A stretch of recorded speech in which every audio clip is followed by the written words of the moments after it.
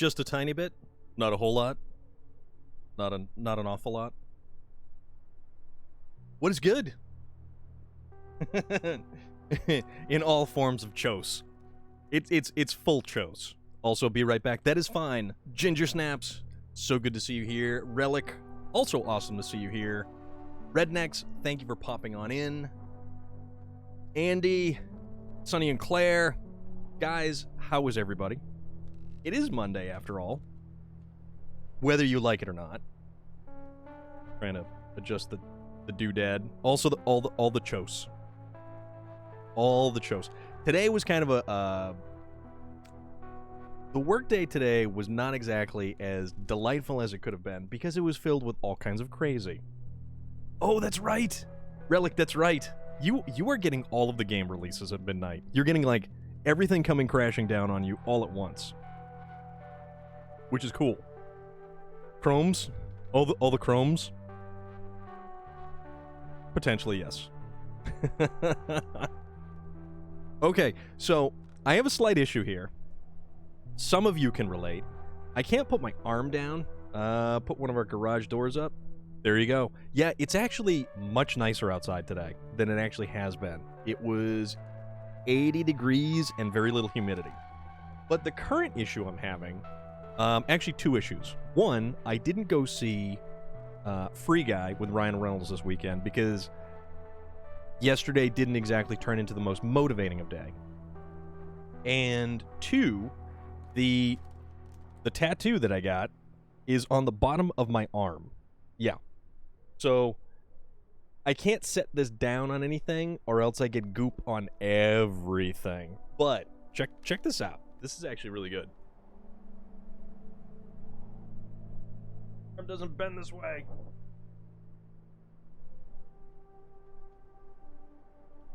Trying to also get not the reflection. I'm very happy with that. Also, we did a little bit more here. And we put this guy right over here. So basically any way I rest my arm, which was a failing of planning on my part. So any way that I kind of put my arm. So this one right here, it's a lot of Norse mythology. And I am a huge fan of Norse mythology. You know, Vikings, you know, Scandinavian peoples, you know, stuff like that. Wearing pants. I thought you didn't like to wear pants anyways. So, Andy, it is Gungnir. It is the Spear of Odin. And you've got the spearhead, and these are actually the two ravens down below. So, Odin was always followed by, he had his two ravens, Thought and Memory, Hunan and Munin. That's why you stopped. I mean, it works. If it works, it works, buddy. So, no, that's a good thing. But yeah, so those are Odin's ravens, and he sends them out every morning, and they come back to him with all of the information from around the realms. This right here is actually, this little guy is the symbol for Gungnir. So we were kind of just, you know, filling in stuff. This was sort of a last minute thing on Saturday.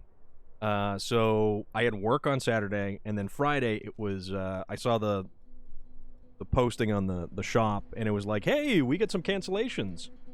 And I was like, I am there. I will do that thing. So I totally went and did that thing. But that's what Saturday was. Other than work, it was work and tattoo stuff. And then I went to bed early, which was weird. Other than that, it looks like this brilliant, bright, sunny day is shining down upon our TUZ 420. And I don't even know what we're doing. We're here. We're back in Cosmodrome. You know what? Honestly, Back 4 Blood? Guys, if you didn't play the beta for Back 4 Blood, you're missing something. It was a lot of fun. I think it's only going to get better, and I think if you have a capable team, it's going to be that much more fun. It will be significantly more fun.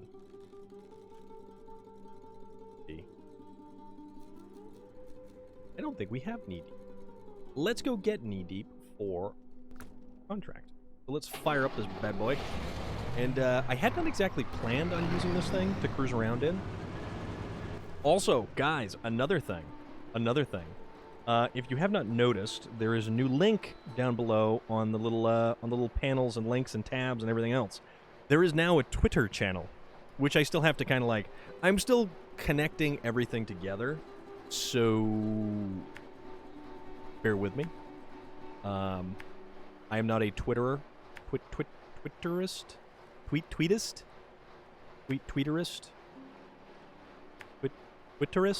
or whatever works for you for, you know. Oh yeah, parking brake. Parking brake also works. Oakley dokley.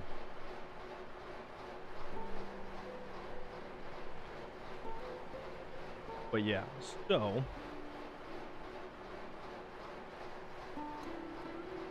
go. Perfect. All right. I left Tamir. That area killed my nerves multiple times in a row. Now in Kola, and so you like Kola more than you like Tamir, which is unusual because Tamir is typically just a lot of mud. The TUZ 420 is actually fantastic in Tamir. Alright, so let's go a little bit slower because I do not want to fall off the side of this cliff face, apparently.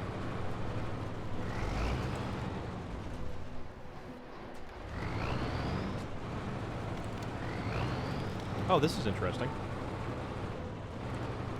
And this is probably predominantly the worst possible vehicle for what we're doing now. That was my biggest issue. My team, they would want to hole up when we should be moving, and moving when we should be focused on thinning out the horde and holding our position. Yeah, that is something I definitely noticed. You need to be intelligent about where you make your stand. You need to have people watching the corners in the avenues of assault. But given some of the difficulty levels that they allow you to play on,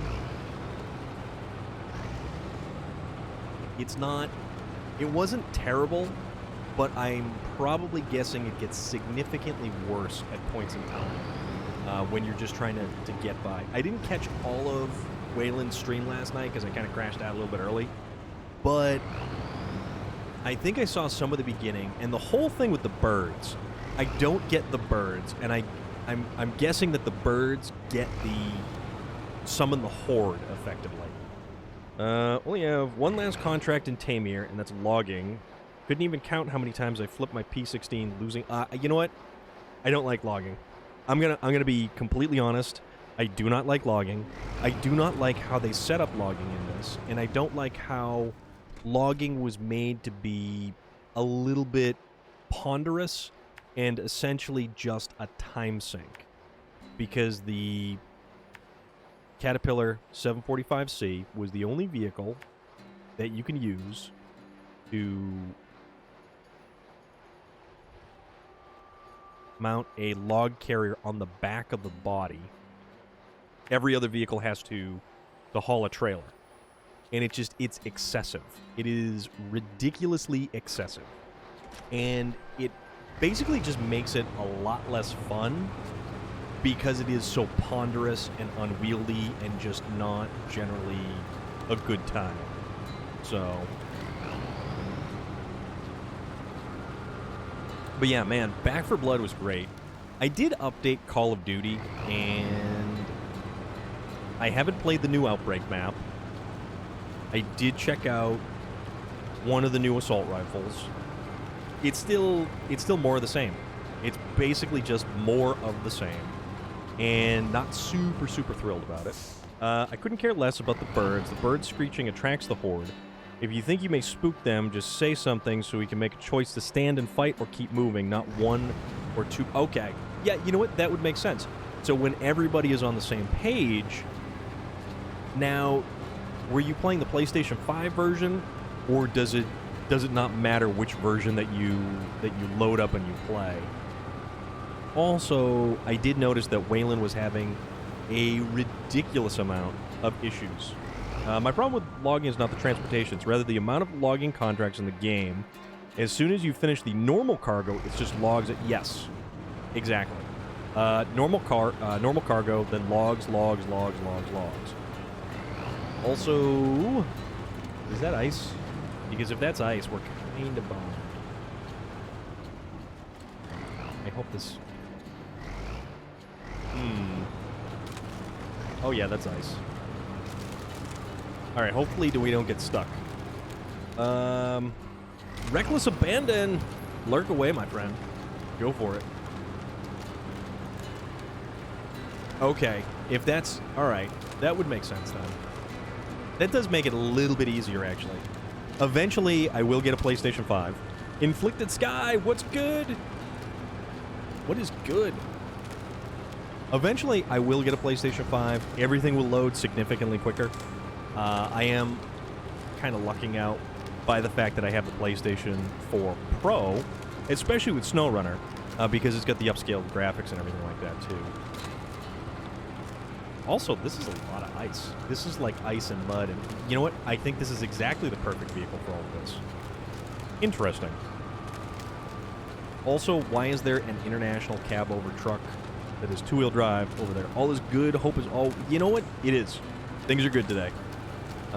It will do everything. Yeah, but it seemed like Joker and Wayland were having way too many issues with connectivity and other various little nonsucheries that were occurring.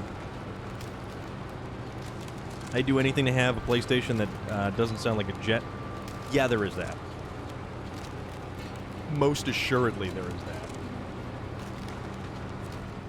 Alright, so what's this? Knee-deep. Looks like the previous courier didn't make it all the way to the town. It's probably best to pull his truck back to the repair shop. It could still be of use to the locals. You know what? Let's track that. So what do we got to do with this thing? Deliver to the motor pool. Where's the motor pool? Motor pool is... Oh, it's over by the farm. Okay. So... something tells me...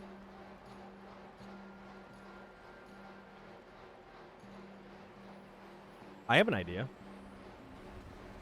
It may not be a great idea, but it's an idea. This is probably a no-go right up there. So that... Okay, so it's not just them. Okay, I gotcha. That is there. How do we want to approach this situation? Kind of trying to think. Think. We are here. Why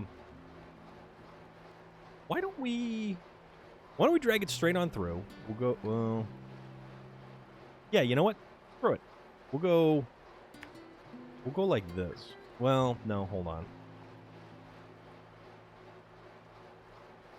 Trying to think what is the best course of action.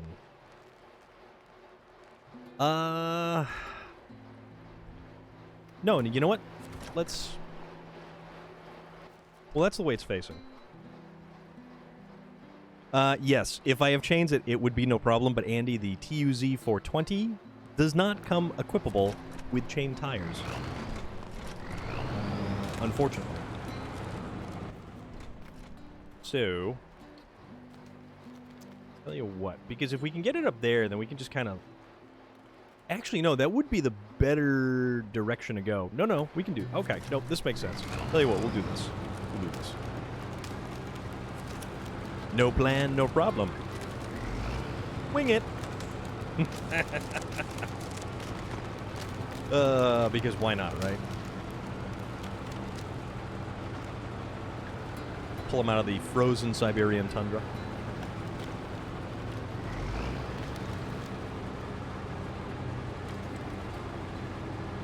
I mean, if I can at least get through... If I can get through the tree line, that's really where it's at.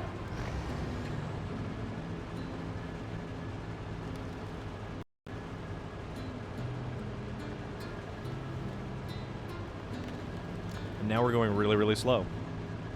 Which I don't understand.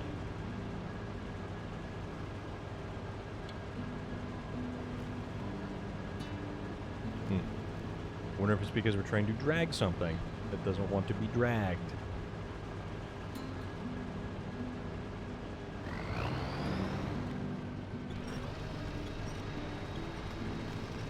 Alright, I'll tell you what.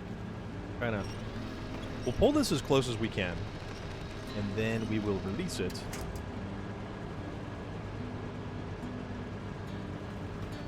Well done.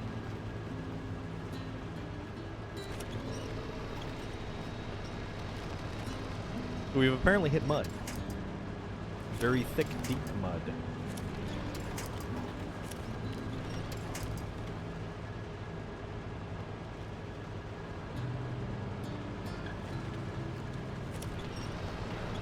Alright, there we go. Finally a tree that can support the weight of the vehicle without snapping.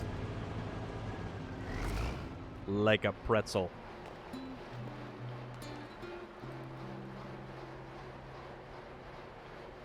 Pull the winch non-stop with the hitboxes. There's a chance that... Yeah.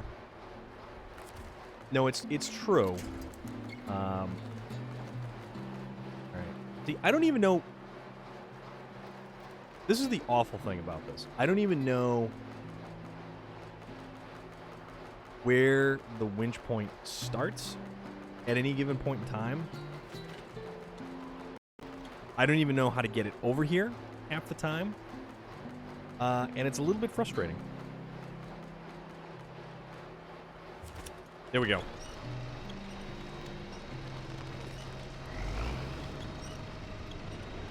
Yeah, I mean, this whole thing is just, it's weird. It's a very lightweight truck. That's that international cab over, too. So it's not even anything... Actually, is it the international? What the hell is that thing? But it's just, it's not fun.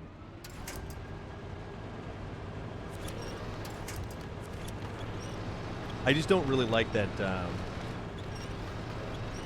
it never attaches to a tree that is going to support your weight. Another issue is using a character and complementing a loadout, not just using whatever looks cool because it has a lot of ammo. I played yeah, see, it definitely strikes me as more of a very finely tuned, team-based game. Also, I think... Are we too far? I hope we're not too far. No, we're not too far. It's just going to take forever to rotate through. I picked up an M249 on one of my playthroughs as a random weapon that was just there in a crate. And that was ridiculously awesome. Except when it came time to reload, I couldn't reload because none of my teammates were covering me. So I would have to swap out to my sidearm because nobody was covering me. And while I could take on a large quantity of zombies in Back 4 Blood, the second I had to reload, I was, left hanging. Alright, so we are here. Let's try... Can we get behind that thing? Or... No, we're gonna go around from the front. Yeah, let's just say to hell with it, go around from the frontage. Yeah, so, exactly. And it was a little bit on the frustrating side. So trying to do something cool. I've got a ton of bullets in the box mag, but the second that I need coverage, I have no coverage. I'm actually really looking forward to Back 4 Blood as being the next cool cross-platform game that we can play that is going to be fun. That's going to be, like, super team-oriented.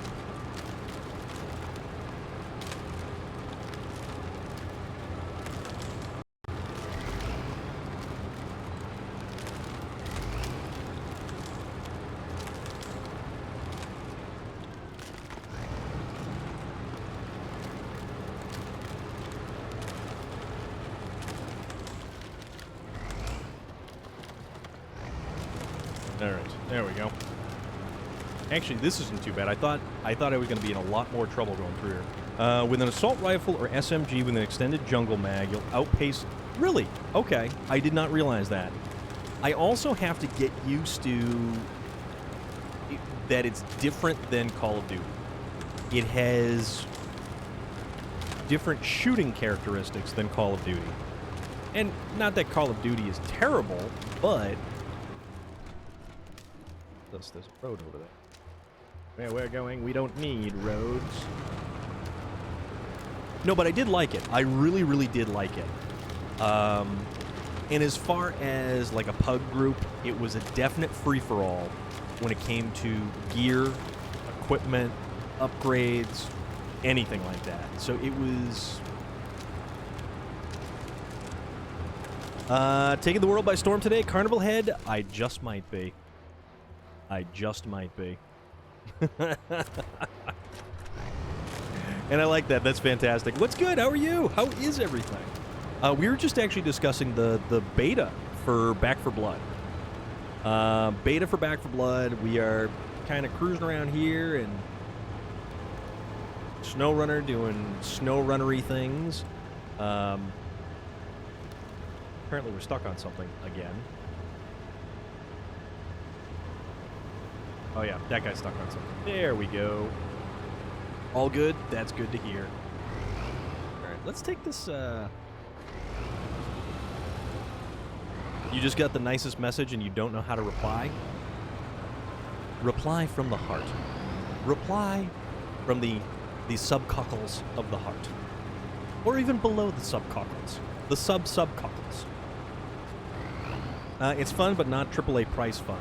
It is fun. It is a lot of fun. I think one of the biggest benefits of something like Back 4 Blood is that it takes the crossplay accessibility from Call of Duty. Anything that's not Call of Duty has zombies, has guns, I'm gonna enjoy it a little bit more.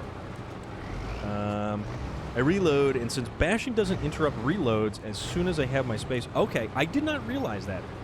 But, you know, now that you mention it, I do think that they actually said that multiple times. If it was on Game Pass, just maybe. I mean, potentially it could be. It might be. Alright. There we go. I don't even know how much it is on release, so there is that.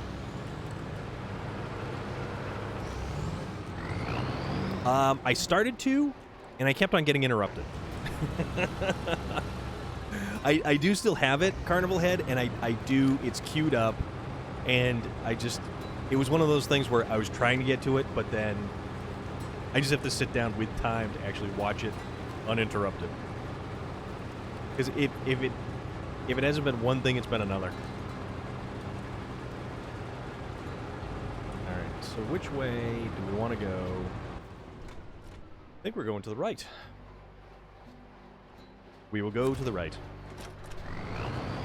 $70 it will. Oh, it will. Oh, that's right. That's right. That's right. They did say it will be on Game Pass day one. So there is that. So Carnival Head, you luck out there. All you people with your Game Pass thingamajigger and being all like, ooh, we got the Xbox. Woohoo. So there is that. Actually, I should probably refuel. Roof rack into the Tatterin. Alright, carry on. Carrying onward. Yeah, I've never had a Game Pass either. And then again, I've never had an Xbox either. So there's that as well. Our dear friend Joker does have strong opinions about the Xbox. But he's a strange fellow, so there is that. Scania V8 Rat! It is good today. It is fantastic today. We are here today. We're back for some more SnowRunner. It's Monday. Although chances are it may not be Monday for everyone. But that's okay. You're from the future. So you know how Monday plays out. Although granted, it's not even 6 o'clock yet. It's not even 6 o'clock. It's a Monday. We're playing SnowRunner. I have I have Airheads Candy. Never had a controller either until I started Dark Souls. You know, Dark Souls is one of those games I could never really bring myself to play. I do have Bloodborne, and I got Bloodborne for free on the PlayStation Network. Never played it. So there is that, too. Now, you actually like control? Okay, so the thing is, with controllers, much better for SnowRunner. Controllers in SnowRunner work fantastic. Although there are people who have the... What the hell is it? The wheel? You like torturing yourself? Okay. Hence Dark Souls. All right, I gotcha. Yeah, man, I'll tell you. I don't know. I could never get into a game that was punishing for the sake of punishing. Very good. It's 11:45 at night for you. Awesome. You know, we've got everything going. We're here. We're having fun. We're, bouncing along through snowy trails and everything else. We're gonna clean up some more stuff. Never played SnowRunner with a controller either. Ooh. Since mouse is OP for grabbing... Yes. Yes. That is the thing I am jealous of you PC users for on SnowRunner. Zombies' worst nightmare. Or Zombies. Zombies' worst nightmare. Hello. How is everything? What's good? Happy Monday. Happy Monday? Can you have a happy Monday? I think you can have a happy Monday. Thank you very much for the cheer. That's the main idea. Absolutely the main idea is to have fun. That's why we're doing this. That's why I do this anyways. I just like to hang out and have fun. Gonna sit here, gonna talk about stuff. Gonna just, goof around on SnowRunner. We're gonna talk about anything and everything. What's up? Depends. I'm having a very happy Monday. Well, Relic, that is excellent to hear. I am glad that you are having a happy Monday. You know what? You know what makes today actually not a terrible Monday? So what do you say? Blue raspberry, watermelon, orange. Ooh, white mystery. Let's go, because I've got a big old box of Airheads, which in hindsight, not exactly the best thing for my brother to have left behind. So I've got a giant box of these things. These things are actually good. Granted, they are pure sugar, but they are good. I am okay with that. Ginger snaps, 100% correct. So totally correct. Completely, utterly, yeah.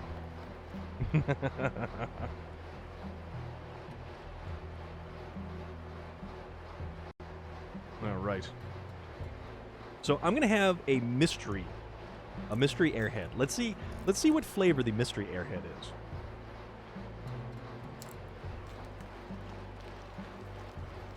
It's white in color, which is just kind of perturbing. It doesn't smell like anything. I am doing great, all things considered. Start of week 1, working from home and getting your rhythms down. It smells like cereal.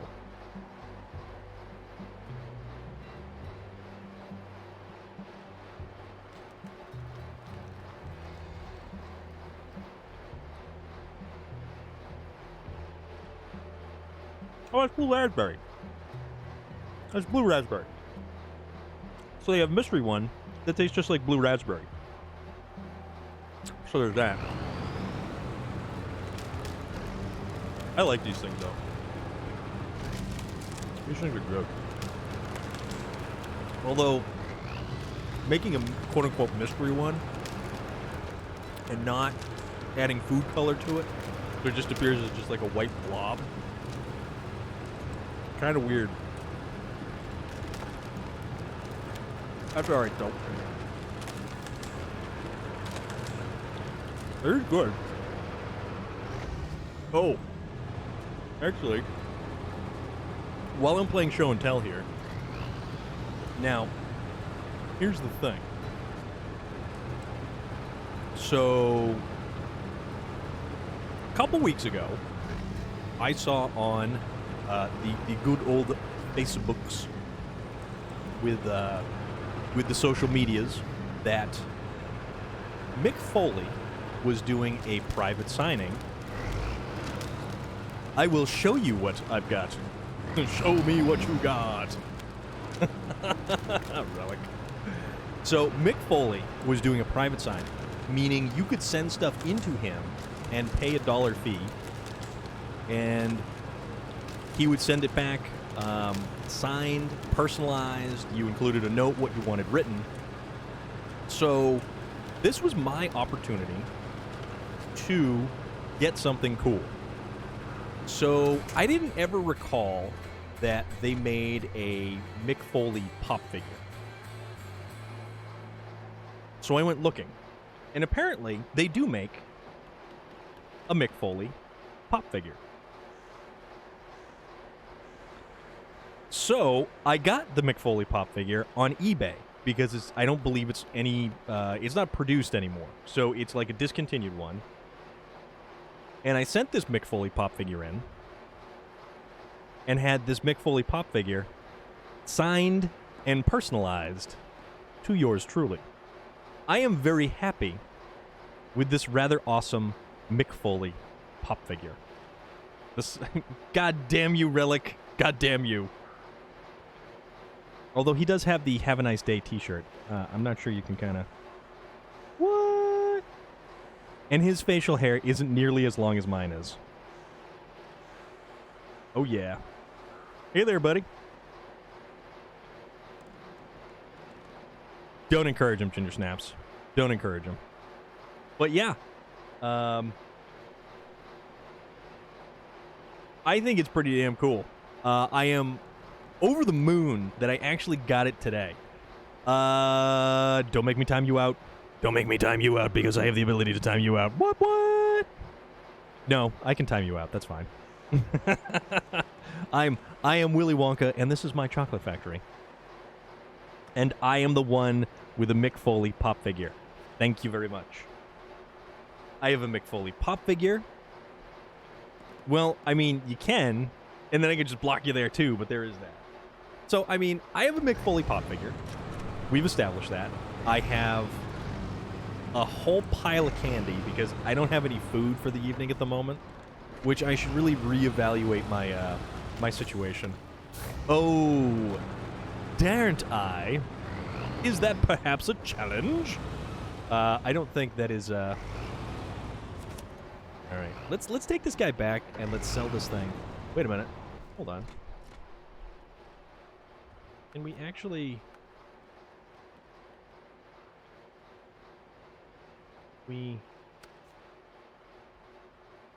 No, it won't let me. No, it won't let us.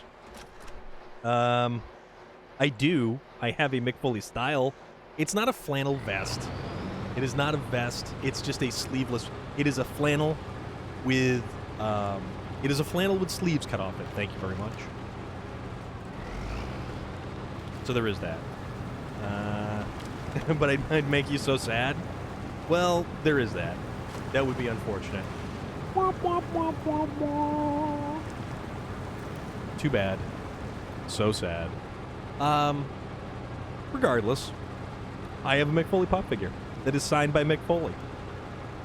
I got that today. I got new ink on Saturday. Everything's coming up Millhouse. Everything is coming up Millhouse. Or is technically everything coming up Storm? I don't know how that works.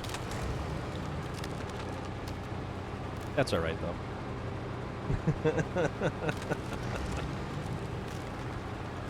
Yeah, it is awesome. I am so pumped about that. So pumped about that.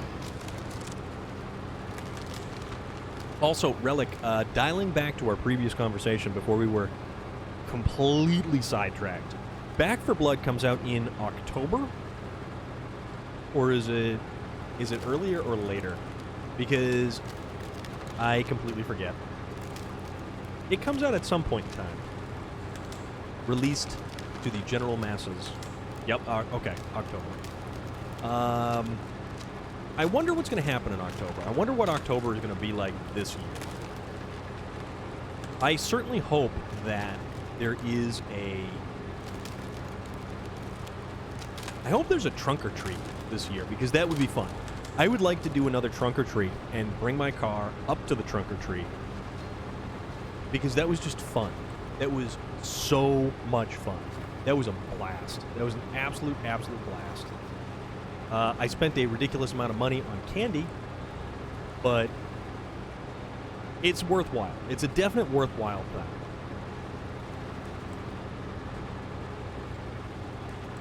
There was a big car show yesterday. There was a cruise yesterday. There is a car show coming up Sunday. So I got to figure out if I'm doing that or if I'm not doing that or what the hell I'm doing. And I don't know when the next Cars and Coffee is up at Seacoast Cars and Coffee, because that's going to be Labor Day weekend. So usually if the holiday falls on a day that's close to the Cars and Coffee, sometimes they push it back till the week after. All right, come on. Over the rocks. There we go.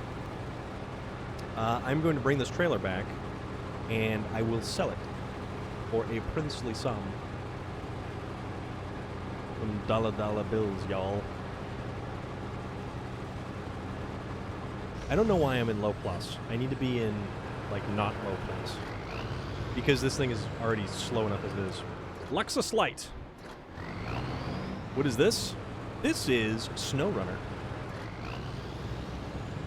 We're cruising around in wonderful Amur, but actually we are in Cosmodrome in Amur, Russian Federation. I am hauling around a trailer because I would like to sell this trailer back to the trailer store, because I am a cheap human being. Alright, but the only thing is, we can't actually sell it back with the Tatarin, because... Oh, wait a minute. Can we... Does this have a different engine? No, this does not have a different engine. We just need a different truck. Use this guy. I think we can use this guy. Yeah, this game is fantastic. This game is a lot of fun. This game came out in April of 2020, so it's just over a year old. They have released 4 different DLCs, and the 5th DLC, part of Year 2, is going to be dropping within the next week or two. This game is by Saber Interactive. It is available for all of your major consoles. You get PlayStation, Xbox. They brought it out to the Nintendo Switch. You've got the Epic Game Store, and you've got Steam. Oh, you know what? We can't even do that, because we've got the crane, so it won't let us take it. Also, knowing you have trigger-happy teammates will make you consider ripping out your beard, especially when they... Yeah, I noticed a lot of that. I noticed a large amount of that, Relic. That is definitely a game where trigger control is going to be a big deal. All right, let's take this guy. So basically all I have to do is take a truck out, hook it to the trailer, so then I can sell the trailer back. And it's not that I actually need money in this game. It's just that I'm overly cheap. There are so many different trucks in this game, and it is awesome. And I love probably 95% of them. All right, we go there. Sell it. Done and done. And then we transport it back to the garage. And then we decide what we're doing next. We will pick from our list of tasks fuel for the masses. So we either pick up fuel from there and then bring it to the farm over there. So that is 2 units of fuel that we can... If your teammate is taking point, don't throw a Molotov over a grenade. Yes, that happened a couple times. There was this dude with a Molotov who hurled it, hit the door frame, it exploded all over them, and basically killed both of us. It was a little bit on the brutal side. Very brutal. All right, so we have that. Fuel for the masses. Church, so that's wooden planks. So there is... We got to get them there, but I think...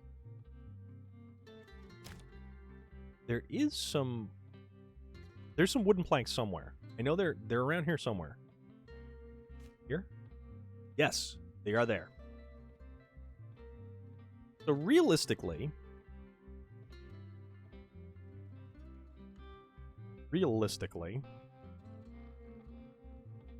I could potentially, so I would get them there, or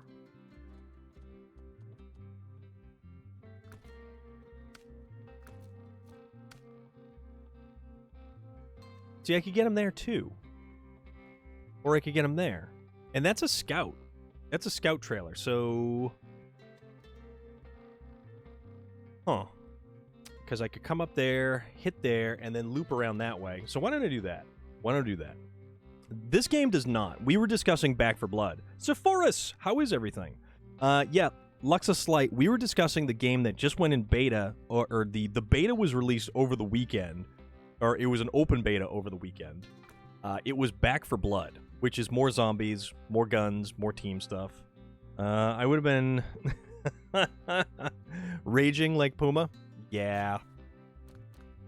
Yeah, I can see that.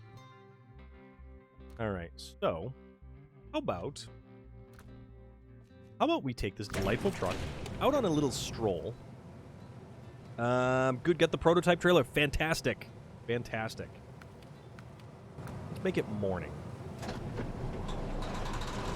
Make it morning. Turn our headlights on, and let's roll out to get ourselves some wooden planks for the church. But yeah, this is basically like you don't leave the truck. You don't leave the truck at all. There is... Here, I'll show you. All of those at the top of the screen there, those are all the different areas and then the different maps in those areas that we have tasks and stuff to do. The stuff that is directly above my head over here are the big overarching goals. You were, forget to show you what I was recently gifted. It's cool as hell. All right, I'm down with that. The prototype trailer is pretty cool. Sepphoris, also remember, the prototype trailer holds fuel. So you can actually use it as a mini fuel trailer, or you can transfer fuel back from the truck to the trailer, or from the trailer to the truck, if you don't have enough to make it do the radar thing. So Luxa Slight, what platform do you have? Xbox, PlayStation, PC? We're gonna go. What's this? Oh, that's my CK-1500. That was useless, so let's recover that. That was very useless.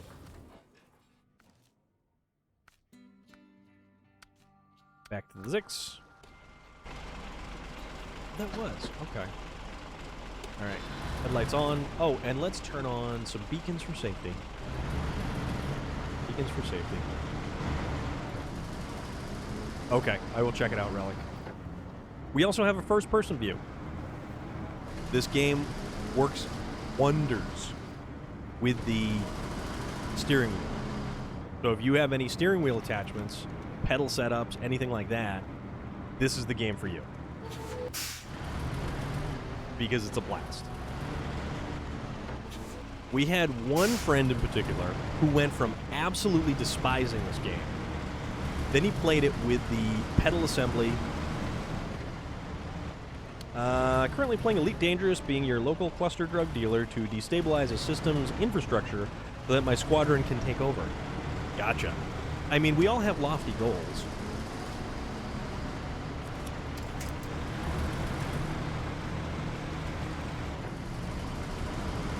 But yeah, that's actually a game that I've never played before, Elite Dangerous. It always comes up in conversation, though, with someone. Which, I mean, I guess it sounds pretty cool.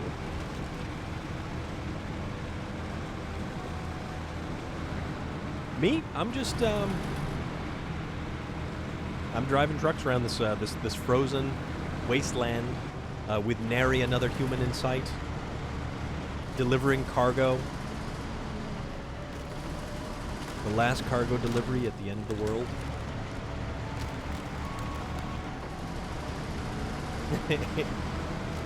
We are the only ones after the rapture. Or something weird like that. Alright. Oh, relic. Dude, that's cool.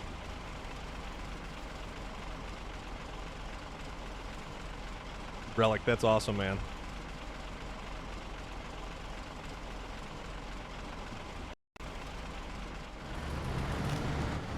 It's definitely an acquired taste. Alright. That's still cool, though. I mean, as long as it's something that you enjoy.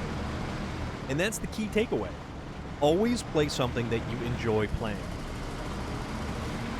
And I don't care about difficulty levels. I don't care about learning curves. Or, you know, once you play it for 30 hours, then it'll start to be okay. You know, nothing like that. If it's... Play it because it's fun. If there's a learning curve to it and you're enjoying the game, go for it. Have fun like that. But if you're just playing it to simply play it, and you have to figure everything out and just do all the stuff, that's not it.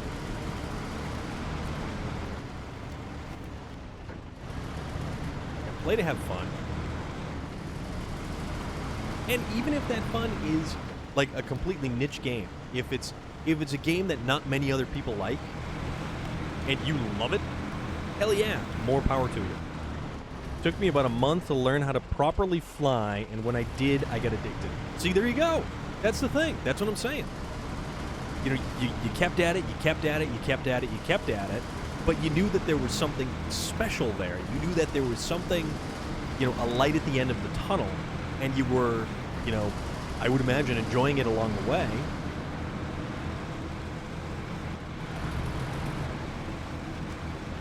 All right, down the hill, over hill, over dale, as we hit the dusty trail, and across the ice. All right, come on. There we go. Up and over.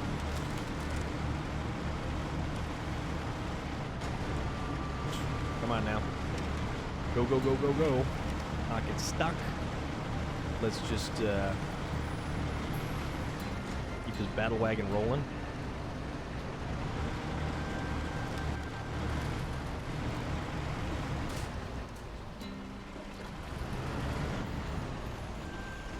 Come on now. Make the corner, make the corner, make the corner. There we go. We're good. We're good. We're good. Smacking around the big chin on this bad boy. That's alright, though. We'll make it. Or will we? Oh, crap. I forgot something. So, if we go up this direction, there is ice. There is all the ice up that way. That's what I forgot. Oh boy, that was dumb. So, let's reevaluate. And decide that we're just going to go for it anyways. Because why not?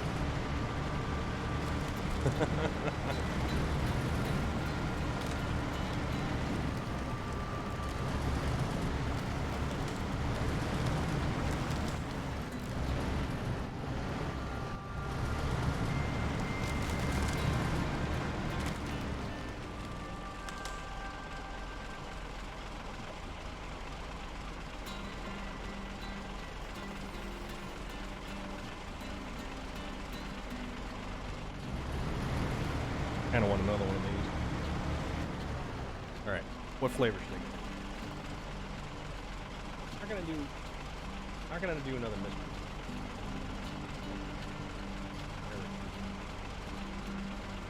I'm gonna do a cherry.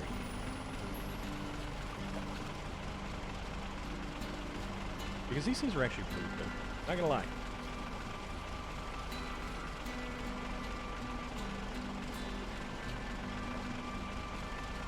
Oh, yeah. That's definitely cherry.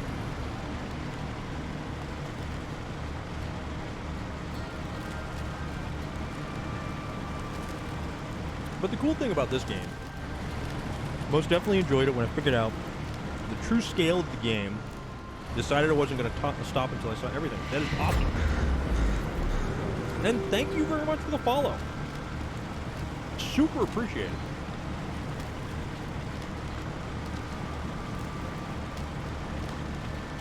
We do play some other games here, but mostly we're playing SnowRunner. We're also waiting for SnowRunner to come back out with that DLC. The first DLC of Year 2.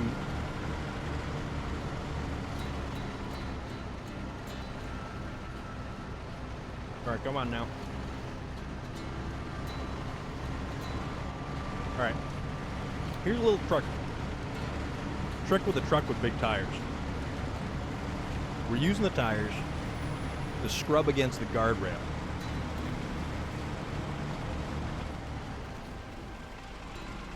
And because the tires are so big, and the tires stick out so much, we're actually using the sidewall to get grip.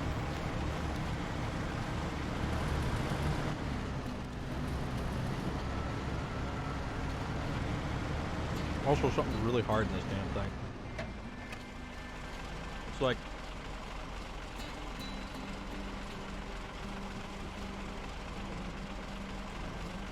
pure piece of sugar.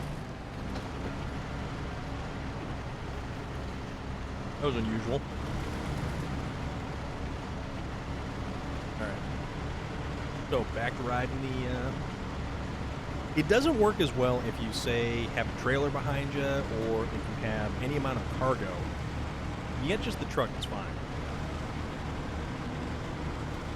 But yeah, mostly we play SnowRunner here. There has been some Assassin's Creed Valhalla, which I also have to get back to, mind you. I kind of feel bad that I didn't complete Wrath of the Druids before Siege of Paris came out. And apparently, they've introduced one-handed swords, which I think was long overdue. Wrath of the Druids took way too long to come out. And I think that's what was a lot of the issue. It was just, it took such a long time before the DLC cycle hit for Assassin's Creed Valhalla. Alright. Let's slow it down. Slow it down. Mad Max is another one we play here. Or at least they just started playing it. The Mad Max game, back from 2015.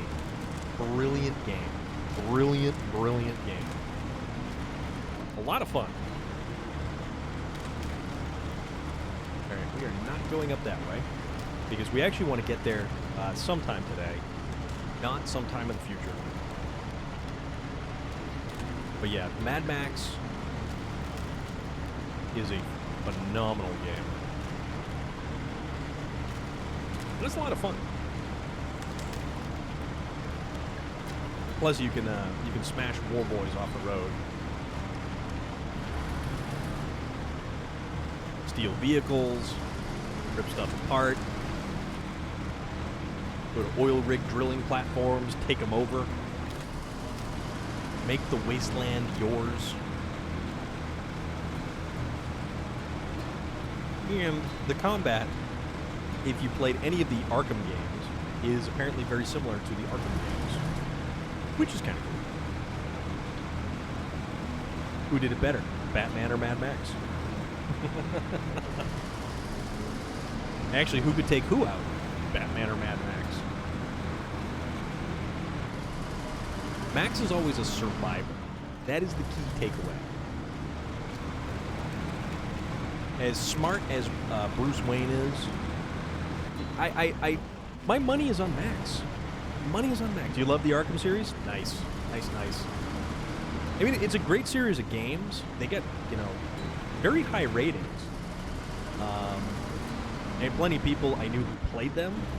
I, however, did not. Because I am always playing way too many other things. But yeah, Max is a survivor. Max is always a survivor.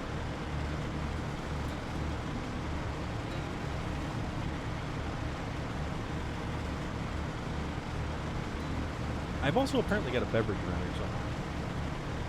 I seem to have lost sight of it.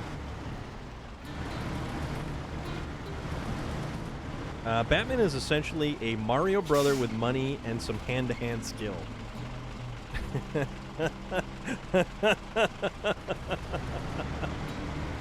Relic, your observations, as always, are 100% on point.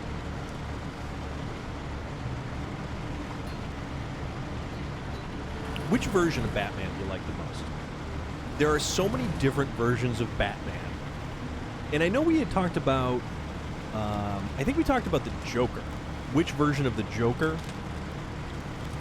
was everyone's favorite, but which version of Batman do you feel stands head and shoulders above the rest? If you are a Batman fan, or if you are not a Batman fan, you can have an opinion either way.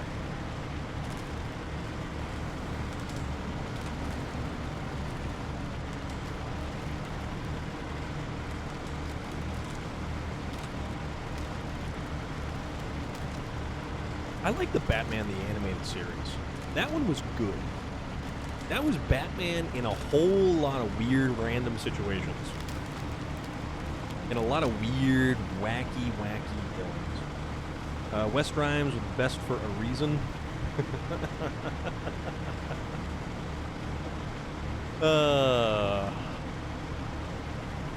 Maybe.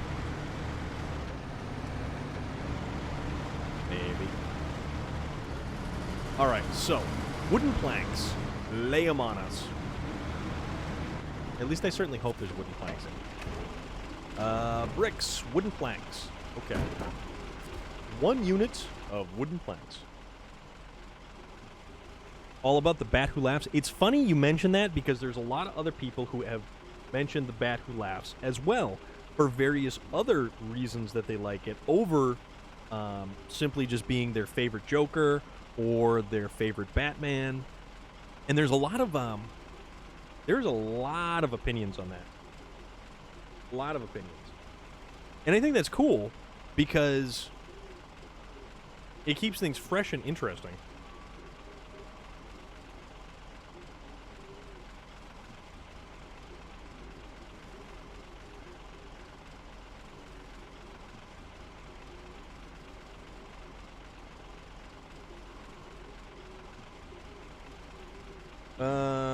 Back in the day, you had to cover new tats and wait for them to scab. How is it nowadays? Okay, so here's the cool thing. Here is the very cool thing.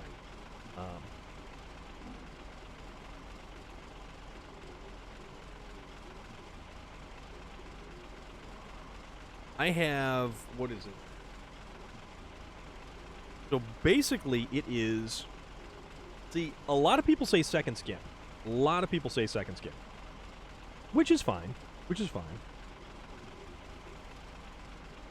This guy right here, there's a lot of it. There's a lot of this bad boy. So, I use Aquaphor. Aquaphor for a couple of days. Usually no more than a week. So like 4 to 5 days until it starts getting peely and flaky and stuff like that. Because this helps it heal. Then, we swap to this stuff. Eucerin. And then you basically just do that from there on out. I just like the sheer power of an off-the-rocker Batman. And you're right, Luxus Light. You are 100% right. When Batman is no longer bound by morals or a code, that's when he becomes truly dangerous. Found it.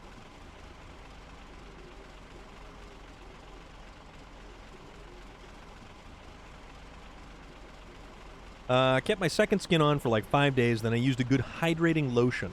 No peeling. See, I don't mind the peeling. It gets a little itchy. I'm planning on very much itchy. So this stuff is for extremely dry, compromised skin. Yeah, original healing cream. So those are my two go-tos. And they took a while to figure out just what the best way to have a tattoo heal. Because like covering it up all the time or wrapping it wasn't exactly the best solution because you don't have air getting to it. So usually they will wrap it in saran wrap when you're leaving the shop. And that's just kind of to protect it when it, you know, as you're going home. Just got my new tattoo for my back piece, and I was kind of worried when it started peeling. The last one didn't.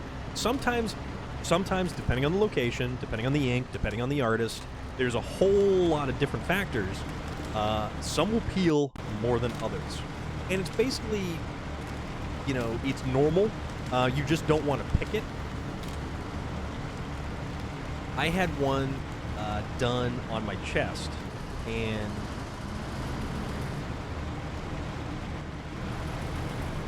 the first night that I got it, a lot of the ink, because it was a half-inch thick, you know, outline of black, and I had that imprint of the tattoo on the bed sheets, like someone had created a stamp, and it was so funny.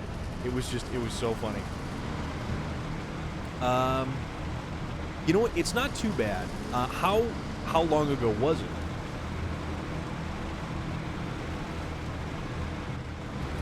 Because if it started to peel, probably you're like maybe 4 or 5 days in. Could be sooner too, depending on, you know, just how things heal up as well.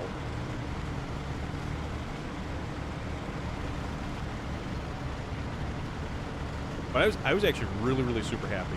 Around 4 days, yeah. Yep, exactly. 4 days, it'll start to peel. That's when you swap over to something different.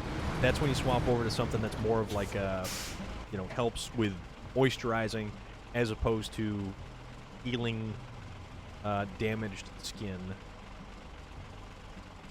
Alright, so where are we going? We are going bear right and then bear left. KY Jelly. Super Goat. What's up, dude? Super Goat. We were discussing the Back for Blood beta and sharing our thoughts on it as well.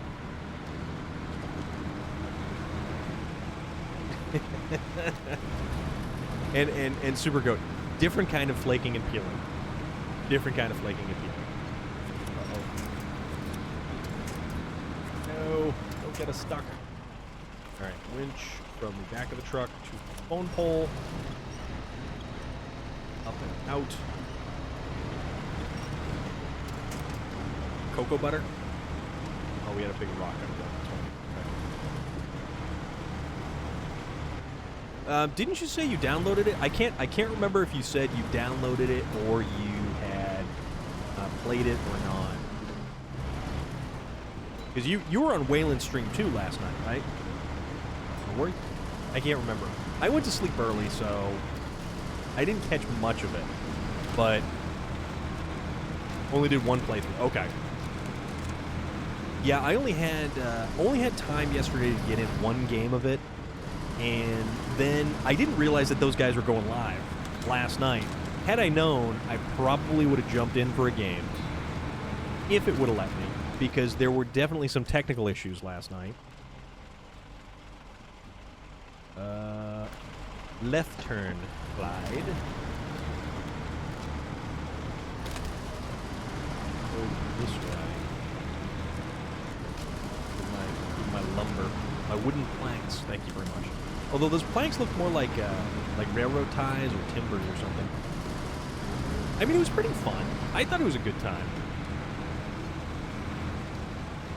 It's just definitely got a different... It's not the Call of Duty run and gun. For sure. Ginger Rage! What is up? How is everything? Hope you are doing awesome, as always. I'll buy it, but I probably won't get played much because Battlefield comes out 10 days after it. But if Wayland's on and needing people, I'll join in. The game's a good time killer, just like Left 4 Dead games. That is cool. And you know what? That's true. There is a significant overlap in very good games coming out at that point in time. I definitely want to check the new Battlefield. But the movement was terrible, like sliding after you stop moving, and the aiming, yes. Aiming was weird. It didn't have, it's not that, like, if you play Call of Duty Zombies and you have that snap to sight, there definitely isn't any of that. Although there's a tiny bit of it, but not enough to really make it useful. It's not bad. It's honestly not bad. But I'm certainly hoping that they dial things in a little bit smoother for the actual game release. But, I mean, we're still in beta, so that's a plus. Console values are going up on the market again now because of all these big titles. Yeah, that's true, too. I do definitely want to get a new PlayStation, but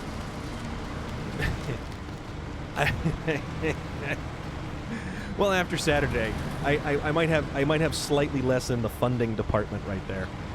Slightly less, a little bit, only a tad bit.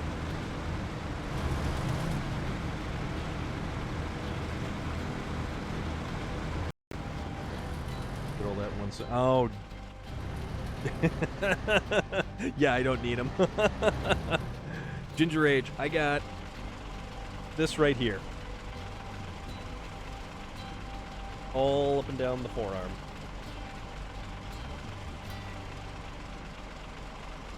And then we get a little fill-in spot right there. And then a little bit more right up here. So there's I had a busy Saturday. We'll put it that way. I had a very busy Saturday. Struggling to really decide how much money I am saving for DC because I need to save, but I want to buy stuff. Ginger Snaps, that is my eternal struggle. How much do I want to save, and how much do I just continuously want to spend? Because I will spend all the monies on all the dumb stuff. And if given an opportunity, I will go to the Cheesecake Factory and buy a dozen key lime pie cheesecakes. But that is me.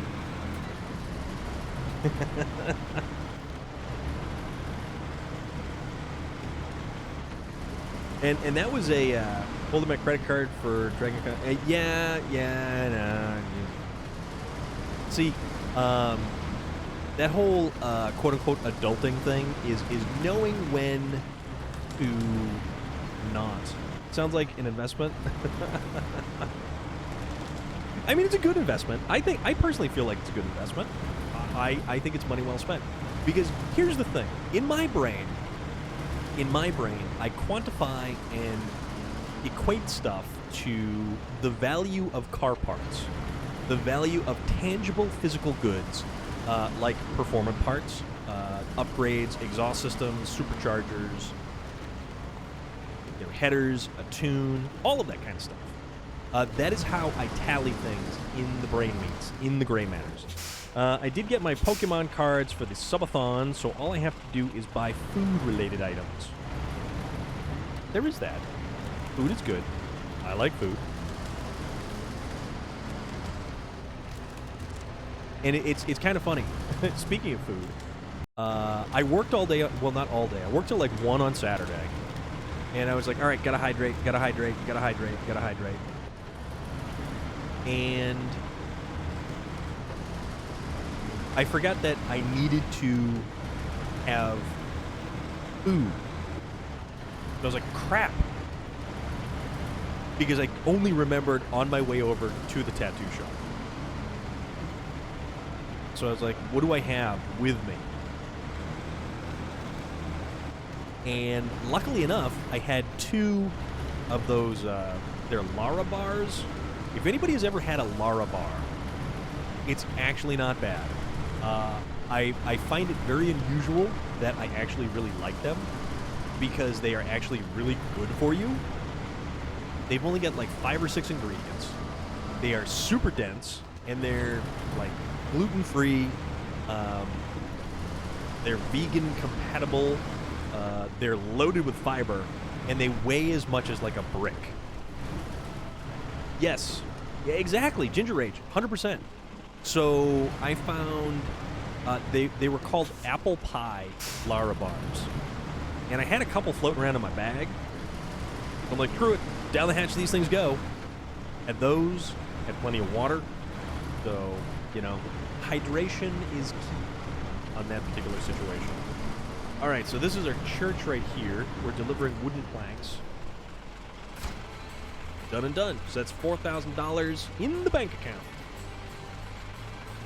May your kindness be repaid in full. So shines a good deed in a weary world. But yeah, the Lara bar was good. I will definitely say the Lara bar was good.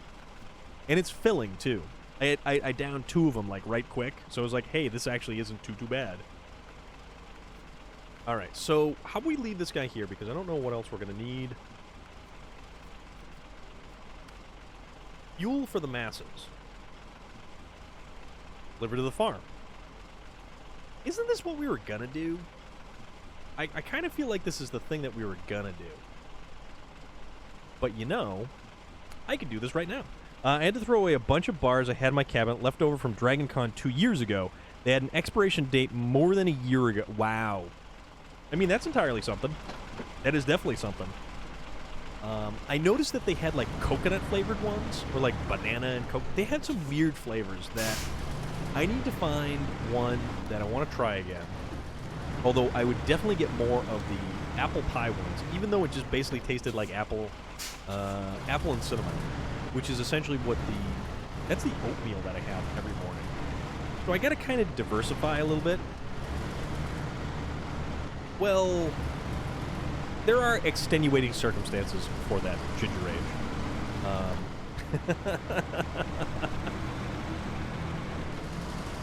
And I figure something like that is a much healthier alternative than, I don't know, ordering a pizza. Or getting a chicken habanero sandwich. As much as I like the chicken habanero sandwich. Oh, do I love the chicken habanero sandwich. Also, the Domino's, the Italian is very good. I do like the Italian. That is actually pretty fantastic.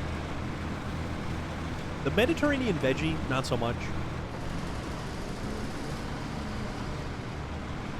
So I was you know, speaking of Mediterranean veggie, I did have the vegetarian sandwich from a local pizza place a little while ago, a couple weeks back. I figured I'm gonna try it.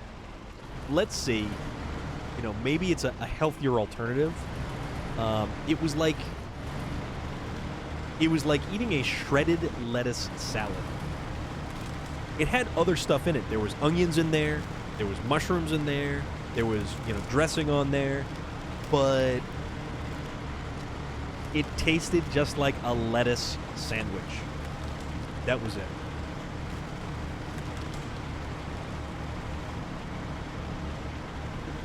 So that was not thrilling.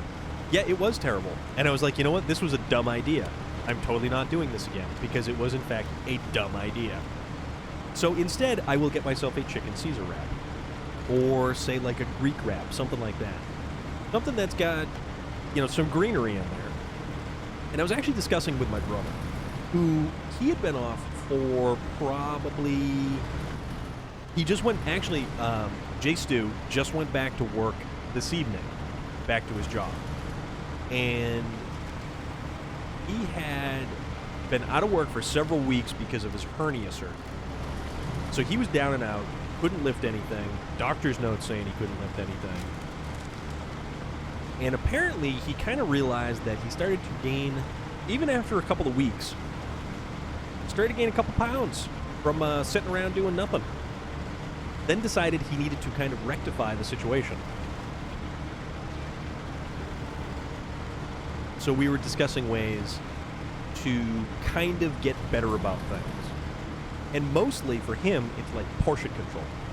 the dude, well, I'm not one to talk about portion control, but when I go out to pick up food, and I pick up, say, food at one restaurant, I don't automatically decide that I also need to stop at 3 additional restaurants to pick up 3 different, different things to then bring home to have the equivalent of Thanksgiving dinner in front of me with multiple different restaurants worth of food bounty.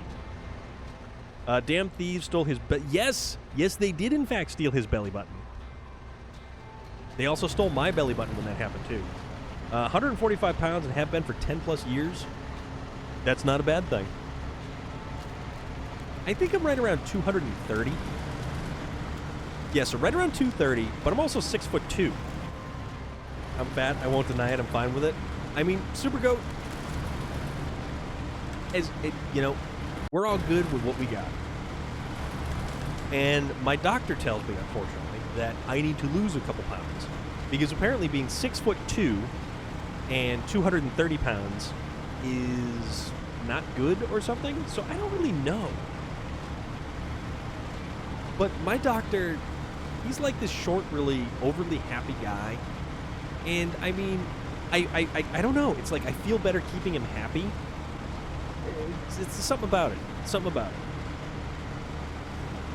Big and getting smaller somehow, well, that is good. That is a good thing. That's like technically healthy, right? I'm guessing? I don't know. 5'6", 145, can't go over or under.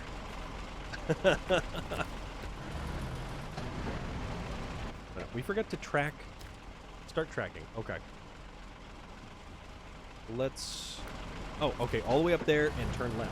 We can do that. I need metabolism. Mine left me age 8.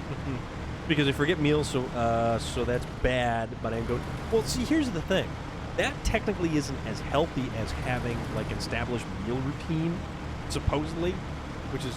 I don't know. There's, like, science-y stuff in there. The doctor needs to keep his body-shaming negativity out of your life. Relic, see, here's the thing. Relic, you need a... Relic needs a Twitter. And some of the pearls of knowledge that Relic imparts upon us need to be added to the Twitter feed at certain points in time. That's just my thoughts. Yours may vary. That is entirely acceptable. I'm 1 inch taller, but 20 pounds heavier. That's the 20 the doc wants me to lose. Yeah, see, I don't know what my guy wants me to get down to. I fully admit that I don't eat nearly as healthy as I should, but it's also like a money thing, it's a time thing, it's just... My doc at 18 wanted me to lose 100 pounds, and I was mostly muscle thin. I would have been skin and bones, filled into pound sand. Yeah, see, there's that whole, like, BMI index thing that, I don't know, it seems skewed somehow.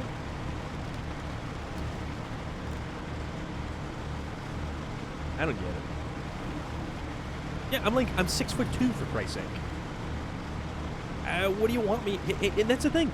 He hasn't told me what he wants me at. He just tells me you need to lose weight. You need to lose weight.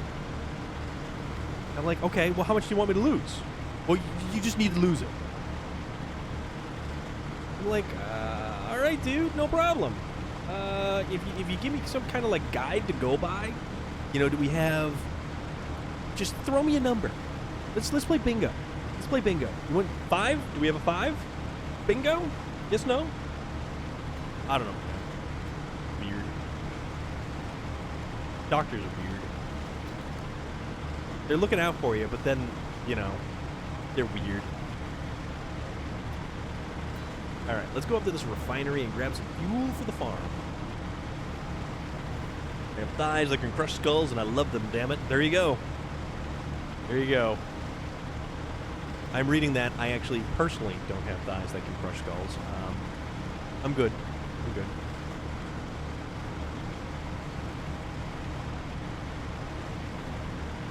Yeah, muscle does weigh more than fat. Absolutely true. But it's not like I'm a bodybuilder, and I certainly don't have six-pack abs, so there is that. Oh, crap, that's right. We We left this trailer up here. Totally left this trailer. Forgot about this trailer. Didn't really give a crap about this trailer. And now, here this trailer is, and it is in our way. And it's probably going to continue to be in our way until, or some foreseeable point in the future, that we decide that we are going to get rid of that trailer. Okay, so the only thing that we can get from here is fuel. That's fine. Because that's all we need is fuel.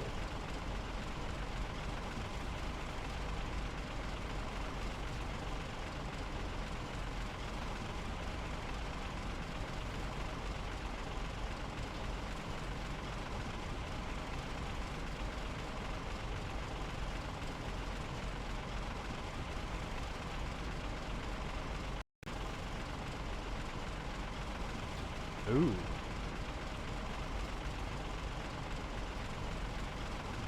Alright, getting the update from my brother, who is trying not to go too crazy.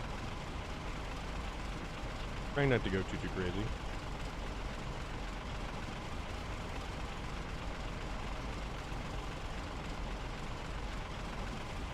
Alright.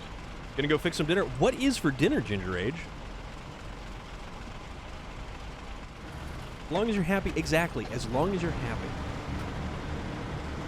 As long as you're happy and, you know, you're not doing things that are, like, 100% detrimental to your overall well-being. Chicken is good. Oh, I love chicken. I don't want a chicken sandwich. Chicken sandwich sounds really good. Baked chicken. I also like those little rotisserie chickens that you get from the supermarket. I do not even need any utensils when I get a roaster chicken from the supermarket, because these hands dive right into that chicken and rip that bad boy to pieces, and it tastes good. Unfortunately, you know, speaking of, you know, as long as you're happy, to an extent, my buddy, a couple months back, passed away at the age of 38. He was a bigger dude, but his lifestyle, you were given hands before utensils, 100% correct. That is how I eat my roaster chicken. My rotisserie chicken from the supermarket. That is how we roll, okay?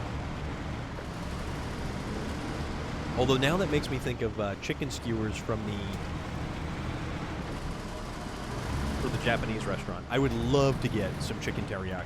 That chicken teriyaki sounds fantastic right about now.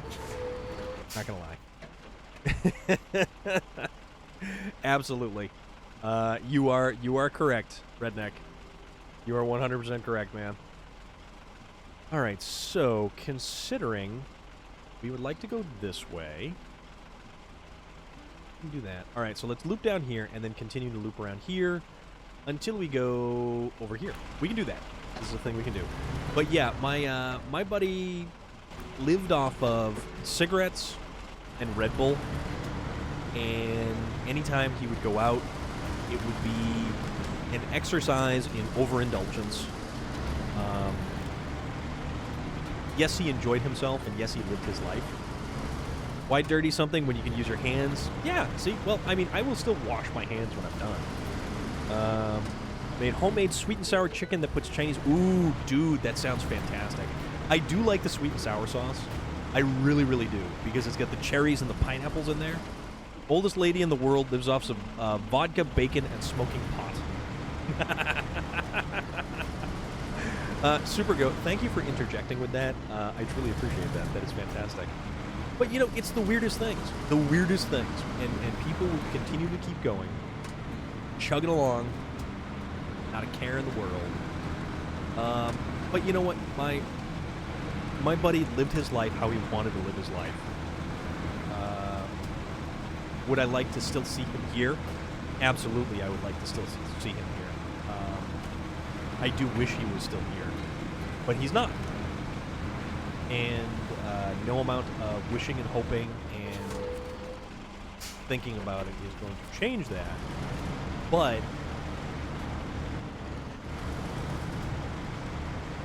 it still sucks.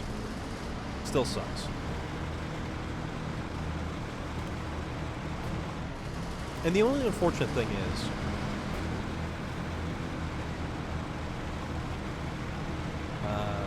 he would have been the type of person that every single one of you out there would have enjoyed being around. He was that type of person. He was that friendly and that jovial, happy, you know, filled with a zest for life. And every single one of you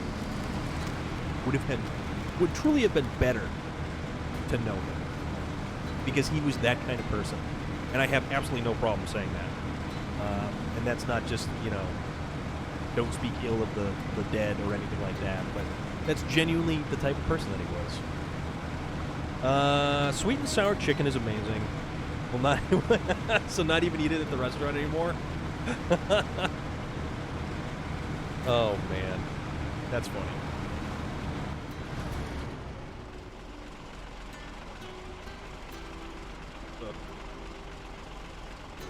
Rubbing my wrist. So I'm setting, I set my hand on my thigh with a controller in it, but it keeps shifting forward to my wrist on my thigh, which is where that ends. So it ends up sitting on there, and it's just kind of like rubbing it a little.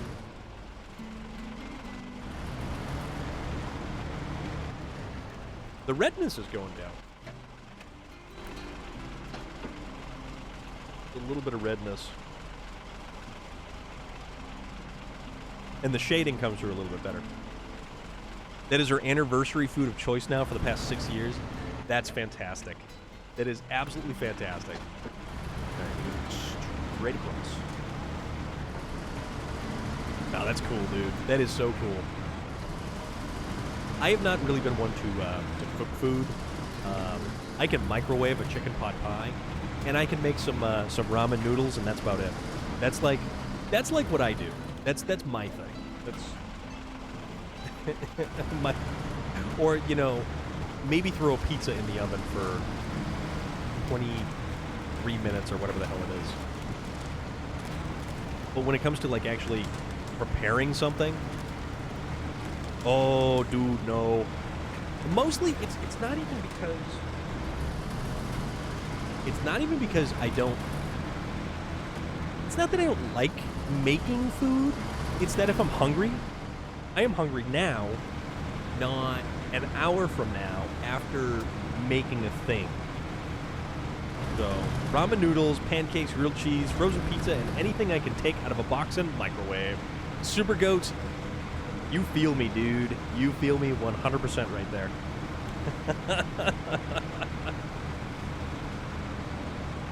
I am all about that.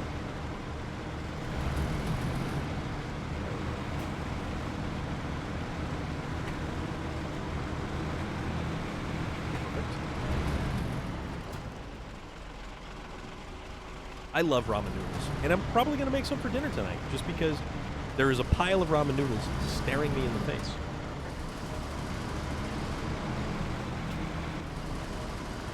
All right. Multitasking here. But yeah, if I'm hungry, I want to eat now, not later, and the time it takes to eat something versus make something is...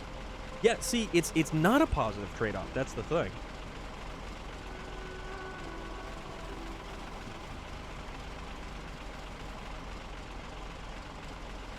Oh, no, I totally got you, dude.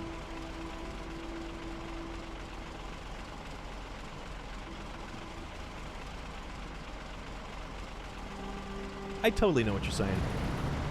We can decipher these things. We have the technology.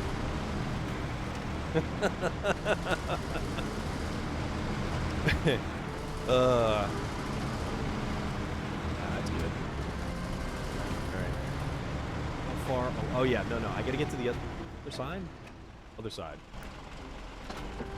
Let's get to the other side. Actually, we can pick up the trailer on the way, so that's not too bad. So I can actually sell the trailer back after I get to the farm, because it's at the farm that I wanna turn the fuel in. Yeah. Okay. No, so we're going places. We're doing things. I cook before I get hungry, so I know I'm hungry when it's done. Oops, that was a thing to hit. Cooking is one of my favorite things to do. See, Relic, that is an awesome thing. That is really, really cool. I've never been like that. And I have a friend of mine who is like a super, super, like really into cooking, making elaborate meals and stuff that takes hours to prepare. And I'm like, bro, guy, buddy, nah, not my jam, not my thing, not the thing I'm doing. We're good. We're good. We're just not going to do that. Yeah, we're going to take several hours to prepare a meal, and then it's going to be gone in 20 minutes. That's not exactly the best trade-off that makes me want to do stuff like that. And he was always, you know, I'll show you how to cook. I'll show you how to cook. I'm like, I'm good. If I show up here at your place and you cook, I don't have to be shown how to cook. Come on, man. 3 baking pans full of stuffed shells, though. Is that tonight? Is it a stuffed shells kind of evening? You know, I always like the Chef Boyardee raviolis, or the Chef Boyardee mini cannolis. All right, let's get this trailer. Let's the trailer's too far away. Right up on top of this thing. There we go. I wish it was night. Okay.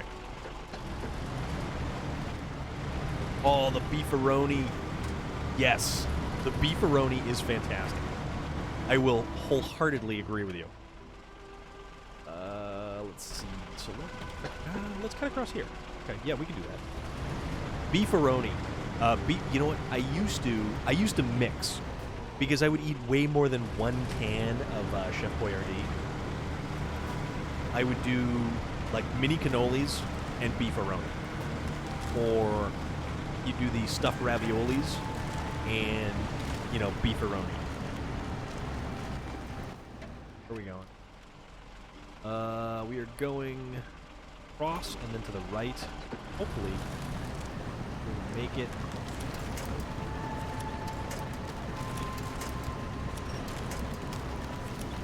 Come on now, let's make this corner. There we go. This is how we will make the corner, by pulling the winch.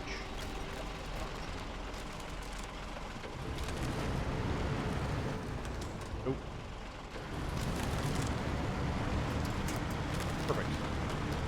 It's almost like I meant to do that. Now I really want some beefaroni. Man. Went from ramen to Chef Boyardee. Chef Boyardee is my homeboy, thank you very much. Ever played Wreckfest? I have not played Wreckfest, though I have been suggested to play Wreckfest. Because it's kind of wacky and kind of zany. And fits right into my my truck darts theme, which I have not had the opportunity to reset truck darts. Really good, but the loading scenes, our loading screens are too long. Interesting. Yeah, I've never played it. I know my brother has, and he was racing around a porta potty on a track. Yeah. Relic has essentially been the one to suggest it multiple times. My J Stu does have it, so maybe I will make him come over here and show me just how good it is. All right, so let's cross back over here. Hopefully, we will not wind up in the drink. That would be unfortunate. That would bring our expedition to finding home. That would be sad, and we don't want to be sad. Although typically we never get sad when we play this game. We just play this game to play this game and have fun. And crank right along. Have a good time. And honk our horn. I do custom games like Wreck Race on a track that has a big vertical loop in the center, and I'll do 20 laps and just farm XP and money. I mean, that sounds like it works, though.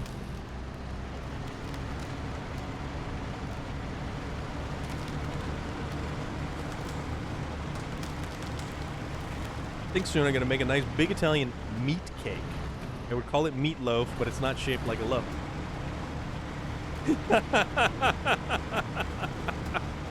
Meat cake.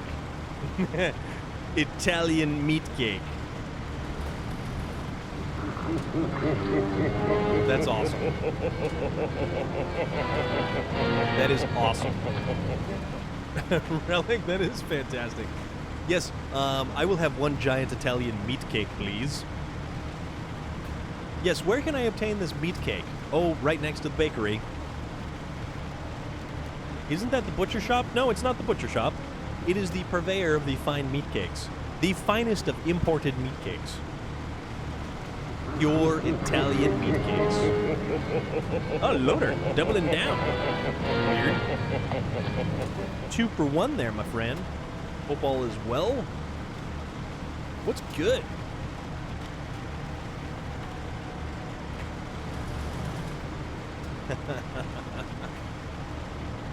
Oh man, a meat cake. Oh, dude, that's funny. That is really funny. That is really, really funny. I would personally like a nice Italian meat cake. No, it just double played. That happened the last time for some reason.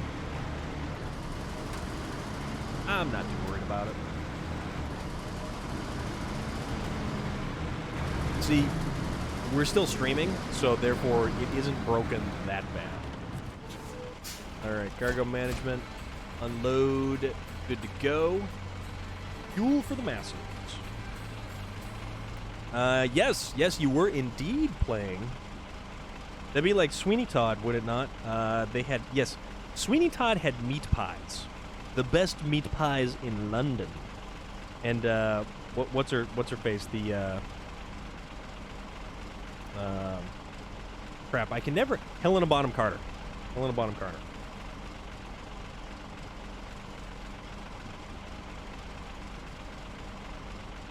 The best pies in London. That's Loader.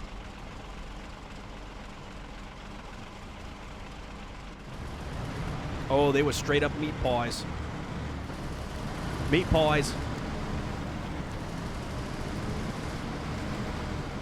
What was it? He just had that wacky barber chair that would dump people down in the basement after he snicker snack. So he did that.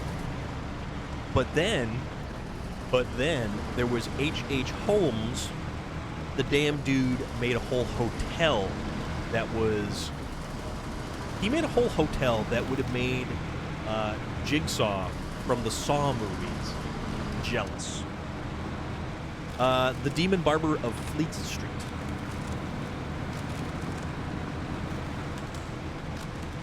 But man, he certainly stuffed Sacha Baron Cohen into a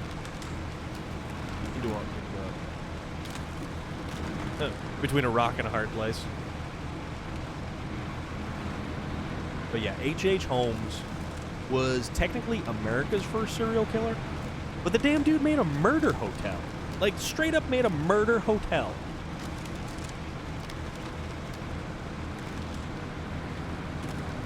And I think it was, what was it? He even, like, lost some contractors, and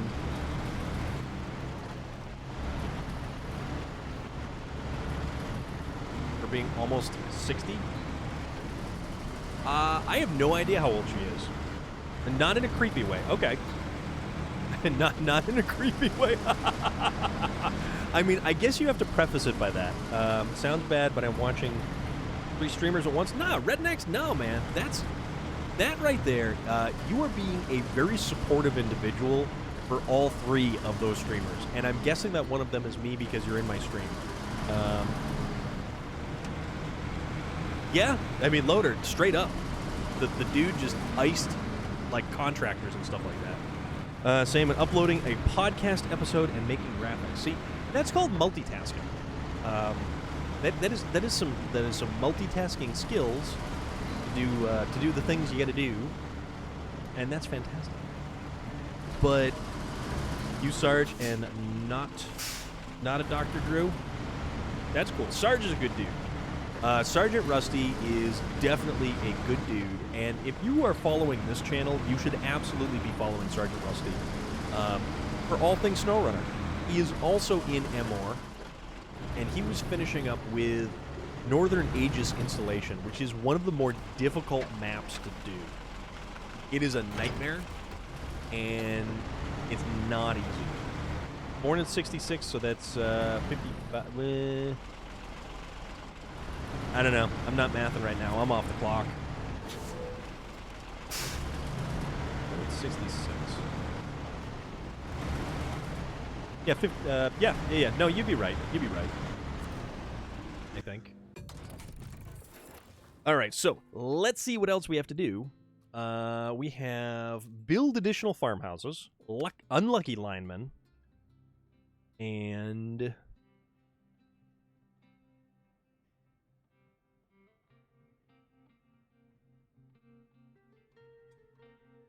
I remember not being able to get paint once when I was the painter for Mountain Products because they had to throw out a whole vat because a worker fell into the mixer.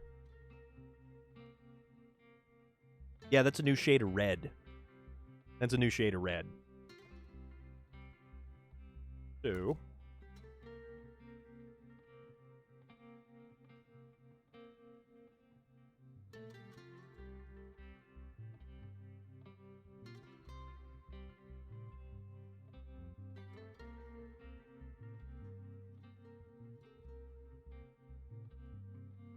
what do we want to do?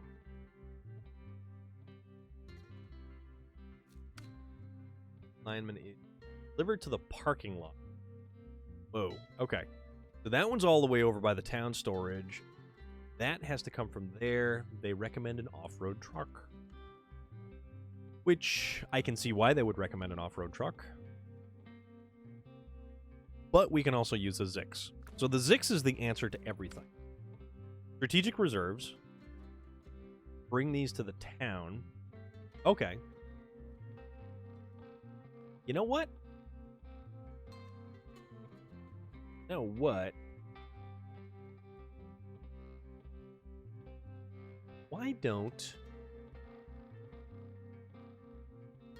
don't we do this one? Strategic reserves with all of these supply trailers. So build additional farmhouses. This one.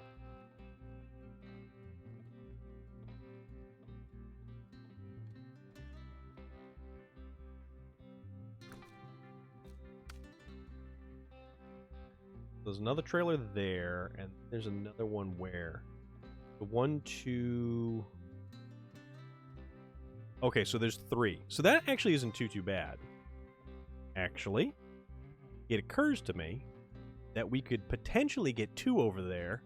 No, this is okay. Pro tip, don't eat 40 fruit roll-ups and fruit by the foot if you don't feel like pooping green and blue for a week. That is a pro tip, Super Goat. That is today's tech tip. If you do not want to interrupt your cycle or color of your cycle, don't eat 40 fruit roll-ups. And Chase, how are you this morning for you? This morning for you. This evening for us. It is 7 o'clock here. Chase, you are coming at us from the future. And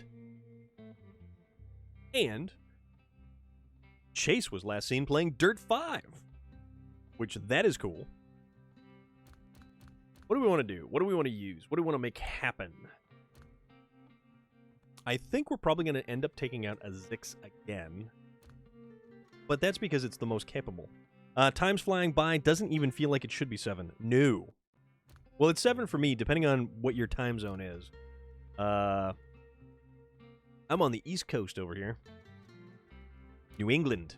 9 a.m. here. Slept in a bit. That is entirely acceptable. I wish it was the future. Like, are we talking Jetsons future, or what kind of future do you want? What is your ideal future? Like, think of a movie to kind of equate it to. Are we talking Altered Carbon? Are we talking the Jetsons? Like, where in that weird scale Futurama future. Ooh, so you want to be a talking head in a jar. I can see that. Demolition Man is getting close. Yes, it is, because the Taco Bells are getting fancy, my friend. The taco, what was it? The Great Fast Food Wars. Oh my God, that's where it's at. Okay, we want which one? And because I don't really have to worry about, why don't we put we'll put the spare wheel on there. We'll get the spare wheel. That way, it kind of works. Futurama future would be ideal. Yeah. Hells yeah. Lick me a travel through time. Although Skynet seems more probable. Yes. Yes. Yes. So we have a combination between Terminator and Demolition Man. I think you would want Star Trek Voyager future. Okay. That is an ideal sense of the future. That's like the optimistic future right there. Not terrible. Count me out of Mad Max, though. Oh, you don't want to live through the water wars? Mountain Lion! What's good, man? How is everything? Hope you're well. And, yes, we had spoken earlier. We're still here. We're still wrapping up stuff. It's the little things here and there. Little things here and there. Kind of goof around. Just having generally a good time. It's been a fantastic day, actually. Watching all of this happening while observing like a creeper that I am. I would leave this planet in a heartbeat and go live with alien races somewhere. We agree about a movie. Yes! Oops. That was Lawless. Lawless with Tom Hardy, Shia LaBeouf, and yeah, there is a bunch of other. So the actress who played Alice in the Alice in Wonderland movies, I believe that was her. Gary Oldman was in that, and I'm trying to think of his name, who played the super scumbag G-Man, the law from no, I watch Mad Max. No, I don't want to be part of Mad Max. They don't have sufficient video games there. No, they don't. But Relic, going to what Loader is talking about, if you go to something like, I don't know, the holodeck, you can live video games like that.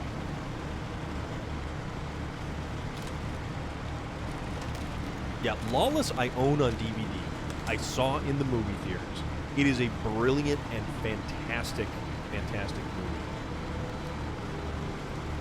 Ready Player One would be the most epic time to live. That would be a hell of a video game. You know what? I haven't seen that movie. For whatever reason, every single time it's on a platform, it's the one that I don't have. We could be driving these trucks doing this on a holodeck. Yes, exactly. Exactly. That is what I am saying. Loader, spot on. Great movie. Very few movies I say that about.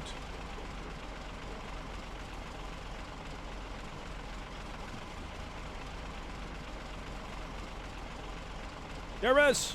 The movie is all right on its own. Just doesn't compare to the book. And that is, you're referring to Ready Player One? Oh, the Orville! The Orville over space... Yes. Star Trek Relic. Actually, Orville is, what is it, Season 3? Season 3, I believe, is in production for Orville. And that's a good thing. I do like how Season 1 of the Orville was, like, funny, goofy funny. And then they realized just how intelligent Sean McFarlane could be. Just YouTube Ready Player One, Godzilla vs. Gundam. It's one of the most epic battle scenes ever. Okay. Ready Player One is fun movie, but don't go into it expecting the book. Okay. Well, that's good because I haven't read the book. So I think I'm ahead of the game there. So that's something. That's something. Godzilla versus Gundam. That sounds cool, though. I never really got into anything Gundam. Like, Gundam, you'd think giant fighting robots. Any Robotech fans in the house?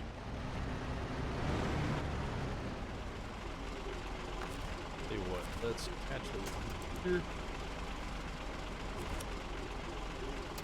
One. I had the Robotech game on the original Xbox. Nice. That's cool.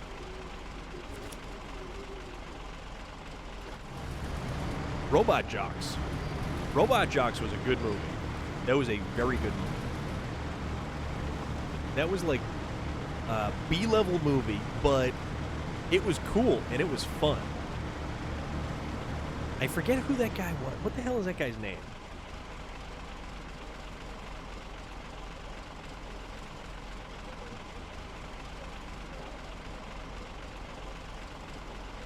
Gary Graham. That's it. Gary Graham.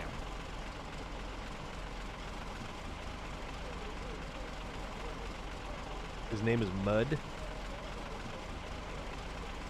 No, this isn't a Primus song. Yeah, 89 was Robot Jocks. And that was a fun movie, man. Don't know why it came to mind, but did anyone play Jet Set Radio Future? I don't believe so.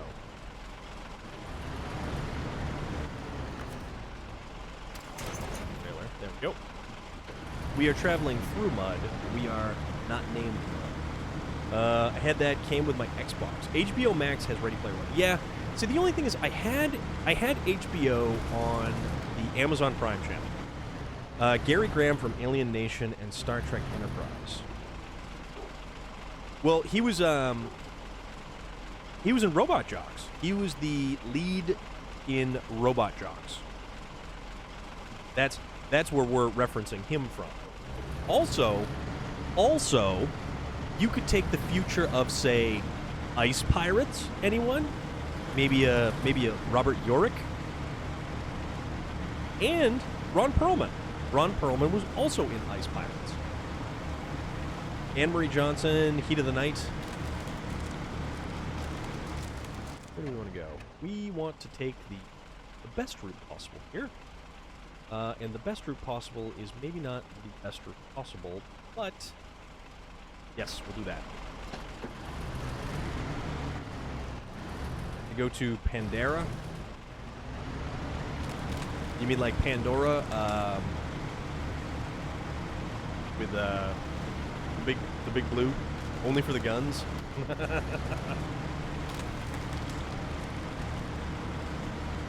Spec Ops for the PlayStation 1. I'm pretty sure I played that. Avatar, yeah.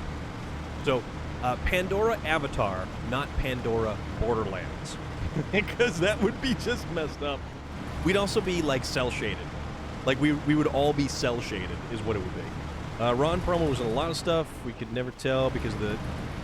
you know what? He was in a lot of stuff. City of Lost Children. He was in Chronos. There are two early roles without prosthetics. Actually, City of Lost Children is really bizarre. Really bizarre. You'd be okay with cel shading? One of the hardest games I have ever played was Spec Ops.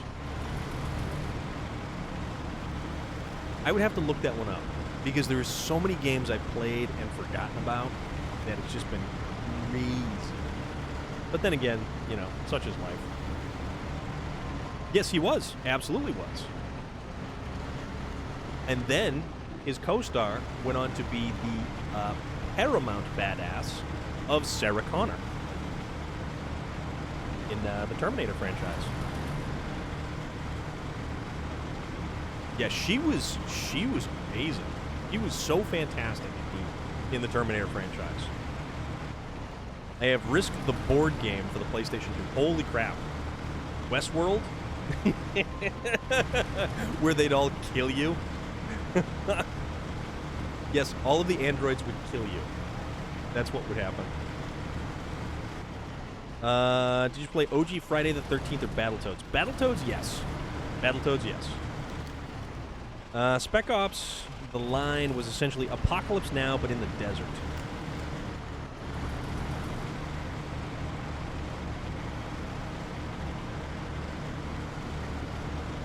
Yeah, she did one hell of a character building for Terminator 2.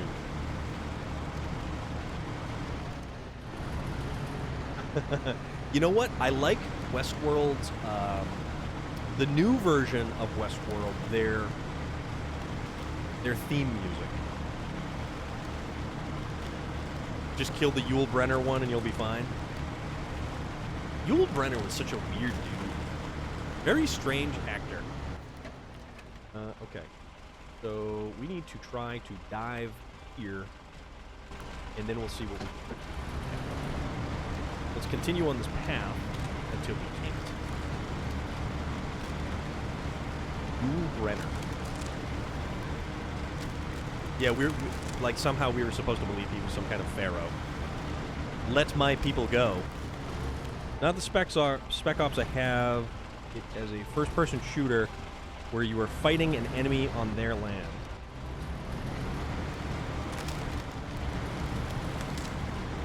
Great Western and sci-fi actor. Yeah, he was in a ton of Westerns.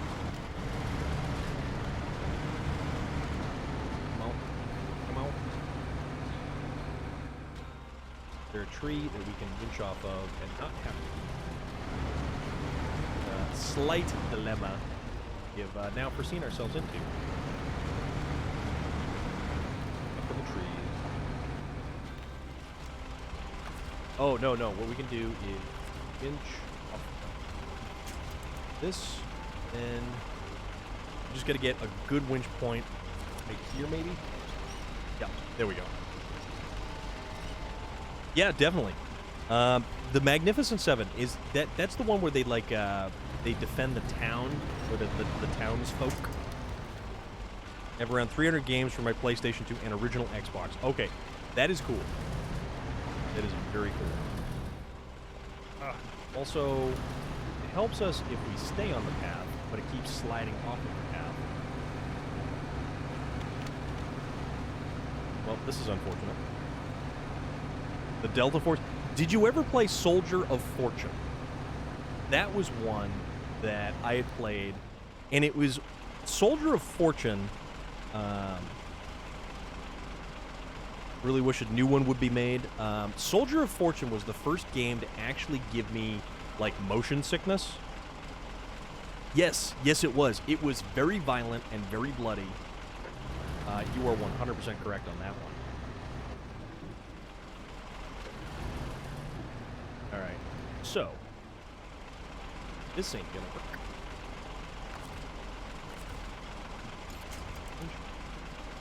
You can make use of for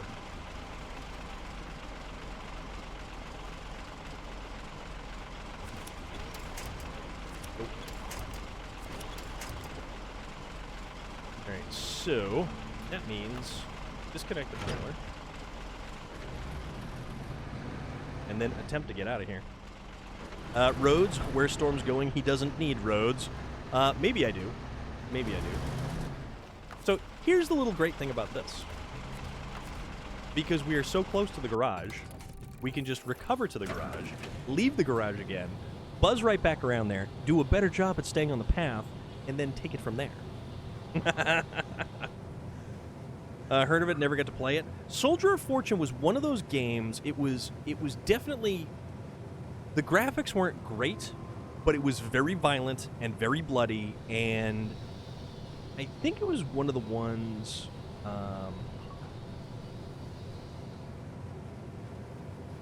that was more...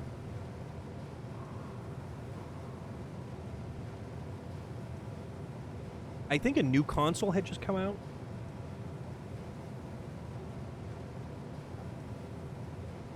Yes, the future where you can auto-recover vehicles sounds like the best future. 100%. 100%. Because that way we have a lazy future ahead of us. It was before Call of Duty. Yes, it was way before Call of Duty. I think it was... I want to say it was the PlayStation 2. I want to say it was the PlayStation 2. I'm not 100% sure, but I think. And then you've got all the Splinter Cell series. Splinter Cell was great. That was like... That was the first real stealth-oriented game where you definitely had to sneak. And if you didn't sneak, you were boned.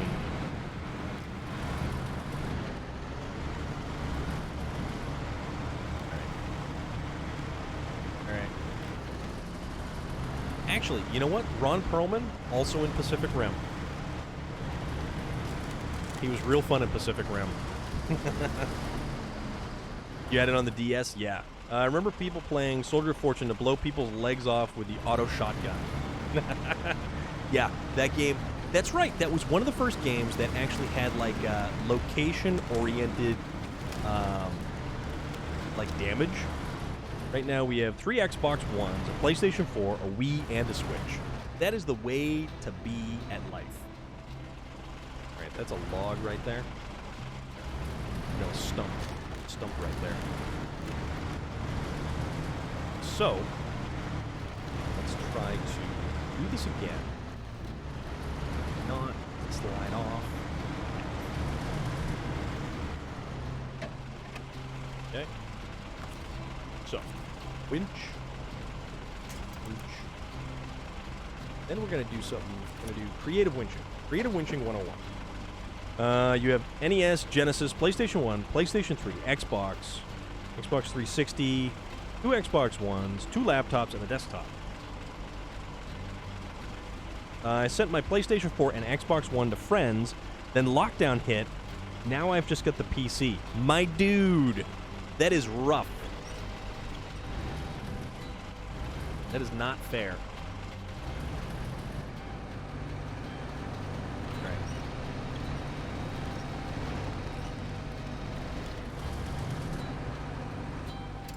So that's not going to work out too well.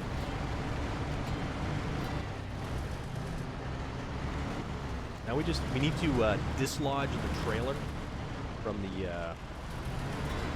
unfortunate situation that is currently existing in. PlayStation 3 was the biggest pile of poop. I like my PlayStation 3. I got a lot of mileage out of my PlayStation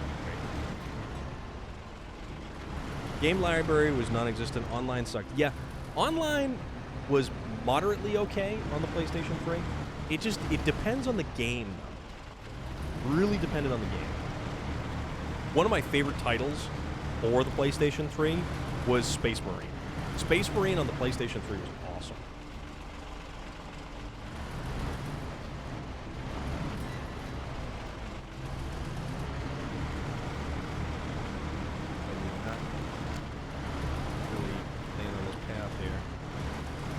And chances are I should realistically bring out, like, I don't know, a crane.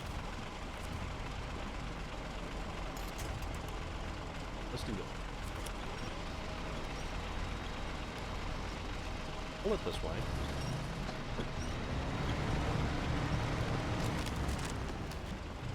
And we'll just yank this thing out of here. Yeah. Yeah, I got a ride. Yep. Correct. I managed to secure a ride to the airport, and it doesn't involve something like just drive, which I would like to just drive to the airport. I would like to just park at the airport. But my oh my, I am not spending 50 to whatever ungodly amount of money. Dude, Logan Airport is just so expensive to park at. It is unbelievably expensive. All right, so we get that. Did mostly play Resistance, Fall of Man, Warhawk, and Time Crisis. Time Crisis, that's a title. Can I put Monday in a bag and then beat it to death with a shovel? Solostrato, yes you can. You most assuredly can. Because if you want to do that, that is the way to do it.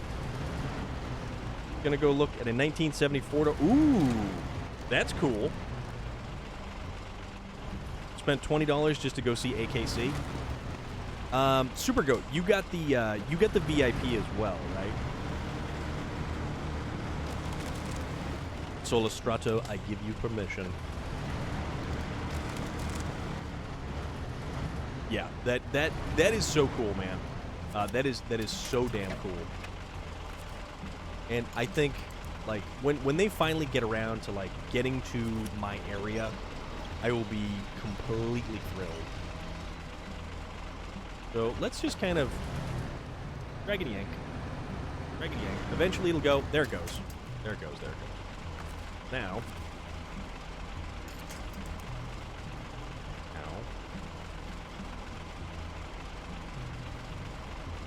Now we gotta find our winch point.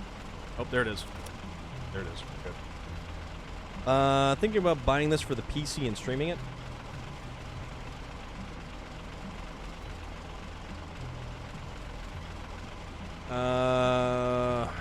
Storm, would I buy the old Wing Commander games and play them on stream?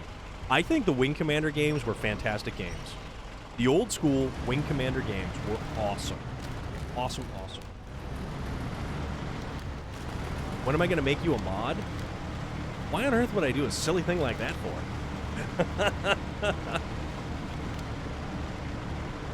Because you're never here. They are still available? I got there 4 hours before the doors opened, so I was standing outside alone. They got there like an hour late, but once they got the gear out, Waylon called me to ask where I was. When he realized I was outside, he brought the VIP out. Oh, no kidding. Dude, that's wild.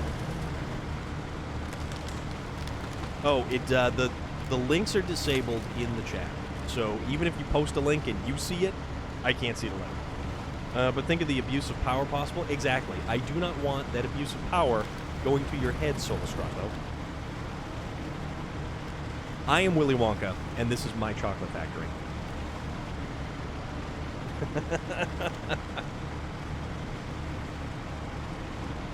Are they available via Steam or which platform, Loader? All right, we're gonna try this again because I guess I can't really. All right, I'll go around the other way. Okay. Banhammers, giving out like Oprah. Yeah, but Loader, is it like on Steam, or is it just like the actual disc or download?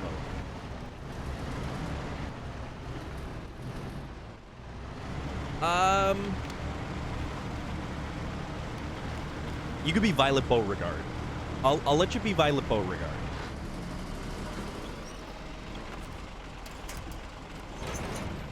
There we go.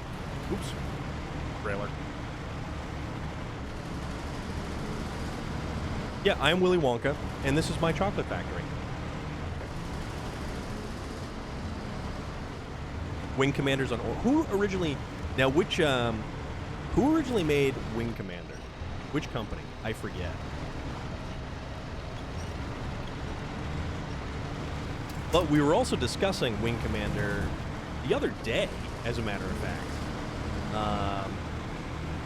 Mark Hamill did one of the voices in Wing Commander. And I think that was Wing Commander was some of his early voice work, I want to say. Origin Systems, yes, okay, thank you very much. Yep. Thank you for that. Because I was not sure. I totally forget. The Tiger Claw, the giant space carrier. Mid-90s on Wing Commander, yep. Wing Commander was cool, though, man.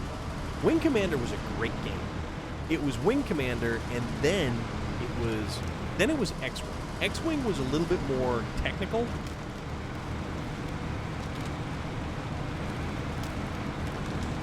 Ever see the little movie, 80s movie, Jumpin' Jack Flash with Whoopi Goldberg? Thinking about a line about chocolate. The last time I saw that movie would have probably been years and years and years ago. Probably easily in excess of 5 years ago. Malcolm McDowell and John Rhys Davies? You know what? That is a very good question. I don't recall. There was a lot of people that they got involved in. But Jumpin' Jack Flash, that was good Whoopi Goldberg, hands down. One of the few games that used live action videos as well as Command & Conquer and Warhawk. Yes, you are 100% correct. Also, someone is calling. Let me see who this is because it seems like a spam.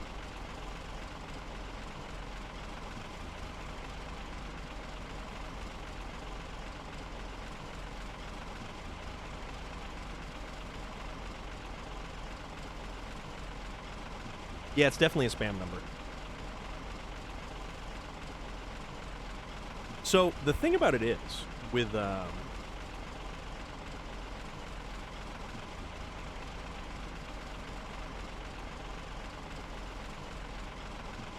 been a lot of spam calls lately, and they're sort of annoying.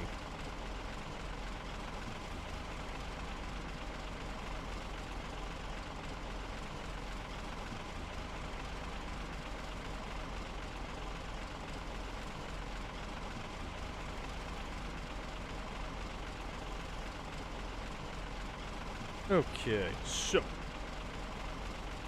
I don't think I remember that one. Could always go back to Whoopi Goldberg in Sister Act and Sister Act 2. I was right. Wing Commander 3 with Mark Hamill, Malcolm McDowell, John Rhys Davies, and Tom Biff Tannen Wilson. That's cool. That is very cool.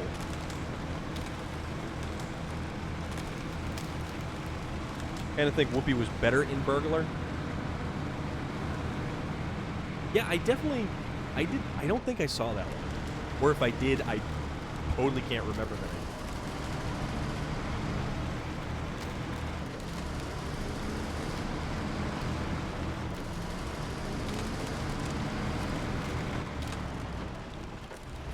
Texting and driving. There we go. But yeah, that was some random phone call from. But yeah, Wing Commander and the Command and Conquer series were awesome. Our Marines basically was Starship Troopers. Yeah, there was a lot of stuff that blatantly ripped off established IPs, and it didn't matter. It was great. Oh man, and some of those older PlayStation 1 and PlayStation 2 games, and Sega Genesis. I will definitely say Sega Genesis for RPG style games off of the Sega Genesis. Warriors of the Eternal Sun, Shining Force, a lot of stuff like that. I love Shining Force. I actually have one of the few things that I actually had bought from Steam was the Sega Master Drive system. And it had Shining Force 1 and 2, and Phantasy Star. Yep, Phantasy Star as well. But yeah, that had Shining Force 1 and 2. And those were cool games. Those are really good games. Wasn't Warcraft originally going to be a Warhammer game? I don't know. But see, there's always that. Played the hell out of Phantasy Star Online on Dreamcast. Yes. First online game? Yep. Now, what about some of the horror games that had live-action clips that would play, not like House of the Dead, but it was more like those haunted house-style games. I remember playing Ultima 4 for months when it came out, yeah. How about Ultima Underworld? That was a wild one.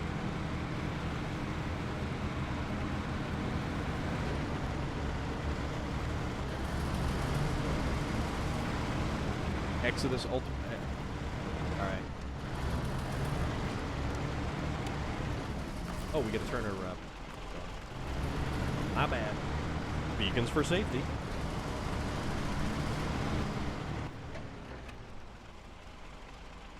Oh, we got one across there. That's right. Guess I could have zipped across there and got. But no, let's hit that one. Let's get that one. Let's get at it. Do it. Came out on 5s. Oh yeah, the 5 1/4 floppies. Yep. They tried to get a license for Warhammer for various reasons. Did not work out, so we got Warcraft, which I think, out from under the umbrella of like Warhammer. Crap, what's the name of that company? They were very protective of their IP. Very, very protective of their IP. Which is why, for the longest time, we only got a trickle of video games We never got Fire Warrior released fully. Deep Rock Galactic? No. I'm trying to remember the name of the space exploration game for the Sega Genesis. It was one of those extended cartridges that had like the yellow tab in it, which meant that it had like an onboard save game or extra memory or something weird like that. At the time, Warcraft would have been an unknown. They wanted the Warhammer name for brand recognition to launch the new game.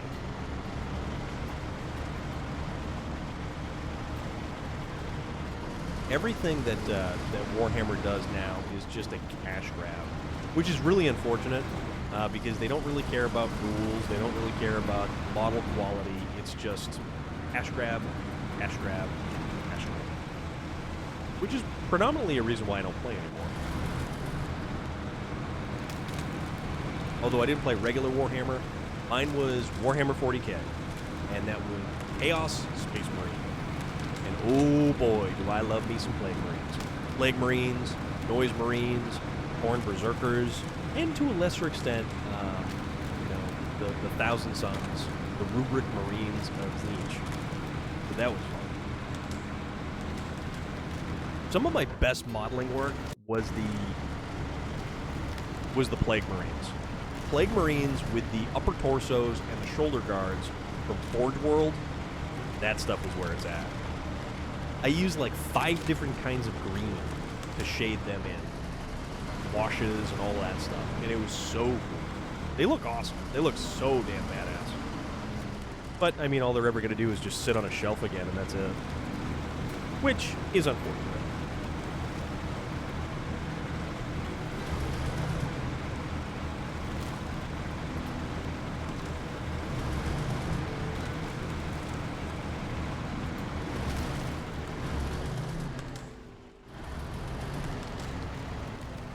Starflight? No, there was a space game that I can't remember. Deep Rock's a current game. You play as dwarves that go on mining missions in space, and you have to kill bugs while you complete objectives. It's really fun. Time Bandits, that was a movie.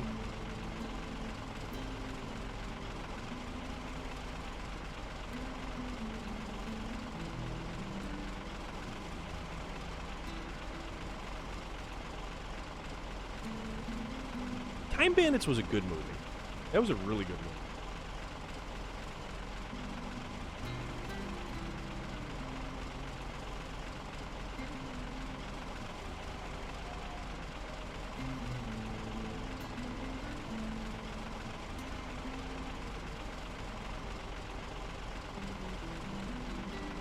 Who was the main bad guy in it? I'm trying to think.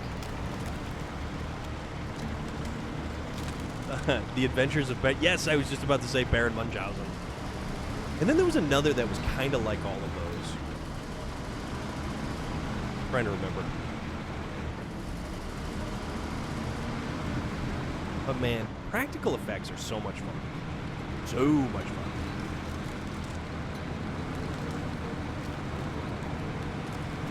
The Adventures of Baron Munchausen. Which is funny because when you think of Munchausen by proxy syndrome, Brazil is a strange one. Brazil is a very strange one. But Munchausen by proxy is that's some bad, bad stuff right there.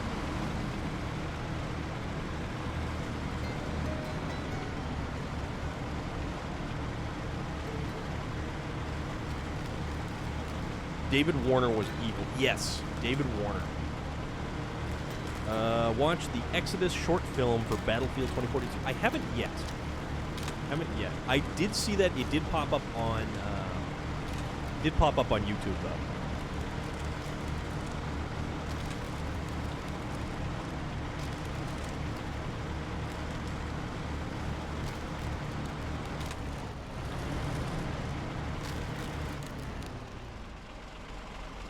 Yeah, Brazil was really, really weird.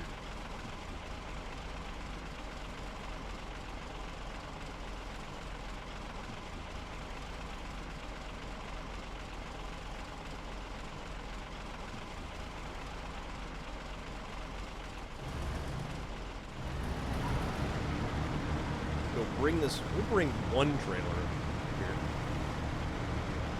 One supply trailer, thank you very much. Yeah, Brazil was one of those very, very bizarre movies.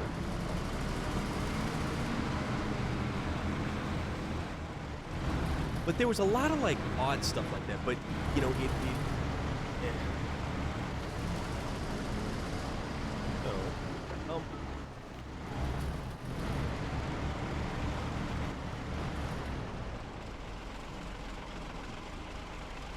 okay. Catch trailer. Trailer. Lobster. Xanadu. Oh, does that?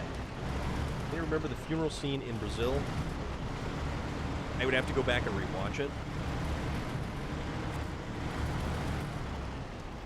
But yeah, Aliens Fireteam, that was actually supposed to be really good this time around. Not like the last Aliens Marines game that we got, which was hot garbage. Got a pre-order this week. Nice. Nice.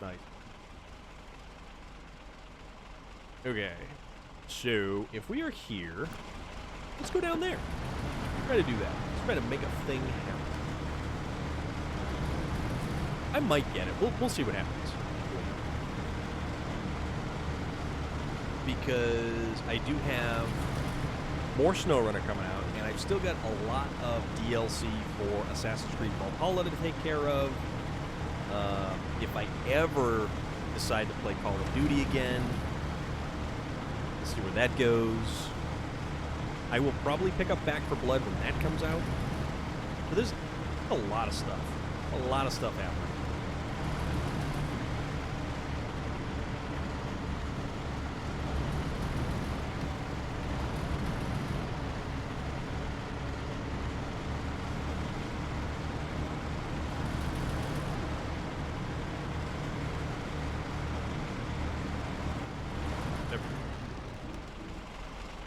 That's what I was thinking.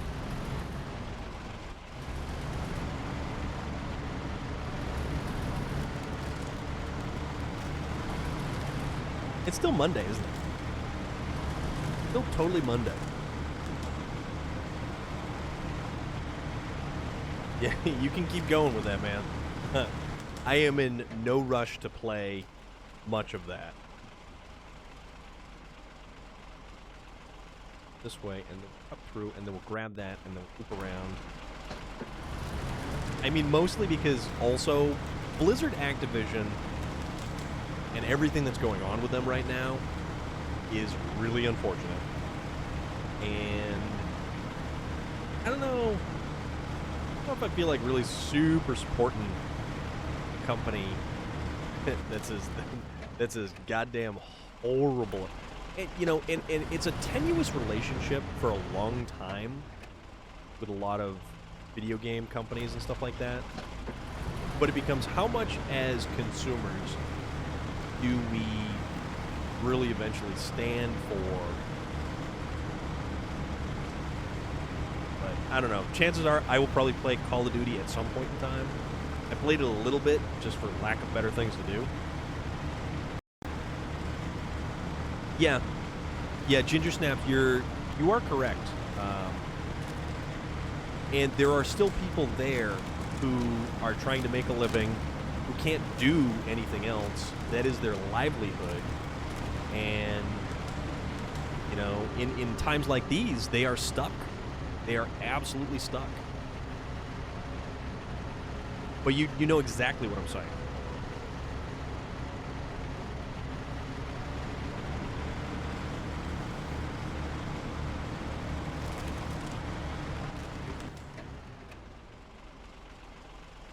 Almost there. Okay, so we'll go there, we'll cut across, then we'll cut down.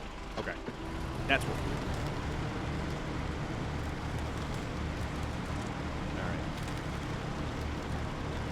That's what we'll do. But yeah, it's definitely hard. And I mean, I feel like, you know, when you have yeah, and there's a lot of people who are not streaming it anymore. You're 100% right. And a company like Warhammer, not Warhammer, Blizzard, that,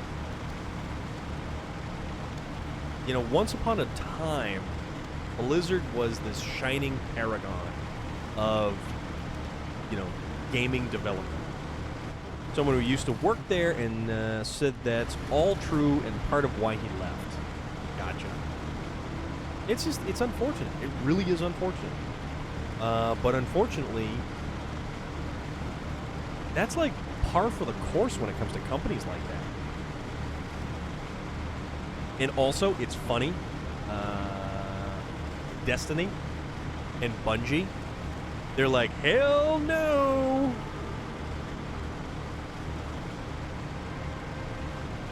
Bungie split ways with Activision, and they were way better for it. Way better for it. Look around by the edge of the water. That'll be another supply trailer. Hopefully, well, we should have enough fuel. Let's top off the big boy. we'll use all the fuel in our spare wheel. But it's the same in other companies too. Like other big corporate places have the same issues based on at my company locally. Yeah, and it's all about the leadership.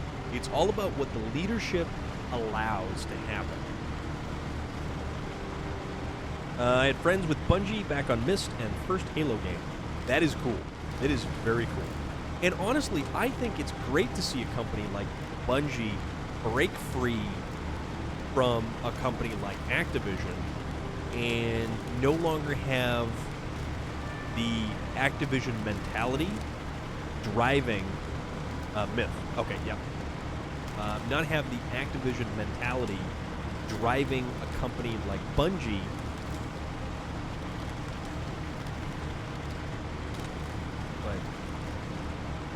Video game development's some weird stuff. Weird stuff.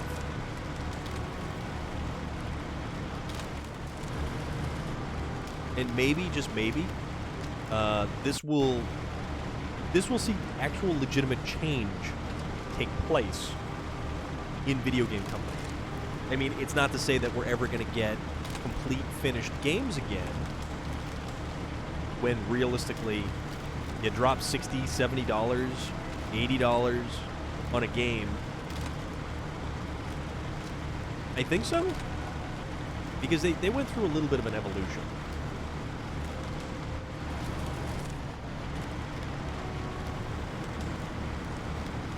But at this point, not being one of the hot girls has treated me better, but not by much.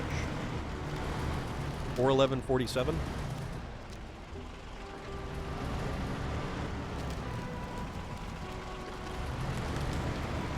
Yes, Ginger Snaps, I too have decided not to be a hot tub streamer. I know that is a detriment to the world, and nobody gets to see me in a pair of trunks. And nobody gets to be blinded by my almost translucent skin. So there's that. Also, let's make it maybe morning at the very least. Yes, my semi-transparent skin, thank you very much. Up and over. There we go. There we go.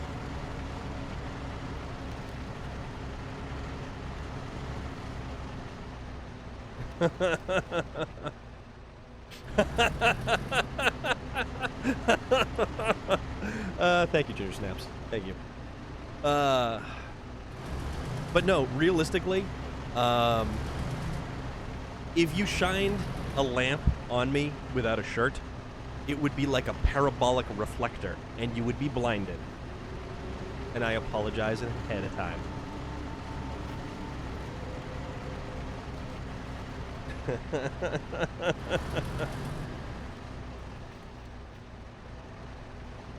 What is 41147? I will see my Storm Hot Tub stream one day. God damn it, Relic.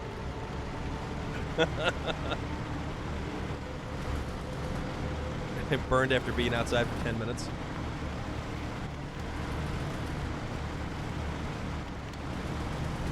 Alright, there we go.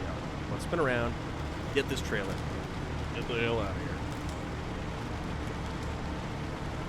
Playing a PC, Xbox, or PlayStation? Zelon30, I am playing on the PlayStation. I am a PlayStation console gamer, good sir. Now it's 409.36. Oh, Relic, now I understand what you're going for there, buddy. DC's deep. Dude, I was blinding folks so long ago. Well, you know what? We all have our paths to walk.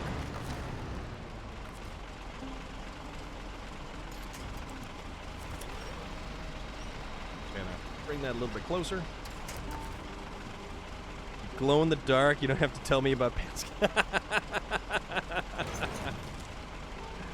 I love what this conversation has degenerated into. Great. All those who glow in the dark, raise your hand. I mean, that's like, it's like a lot of whiteness right there. That's like, it's translucent. It is translucent is what that is. Oh, hello. Yeah, Relic gets it. Sergeant Rusty coming in with a raid. My guy. I hope you are fantastic.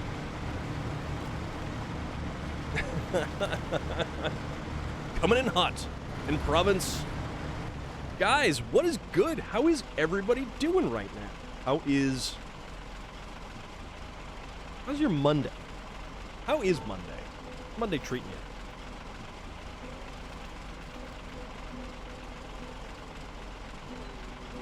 And as always, we got to give a really great shout out to Sergeant Rusty, who is another SnowRunner streamer, using the Azov Antarctic, getting it done with the Azov Antarctic, mind you, making things happen.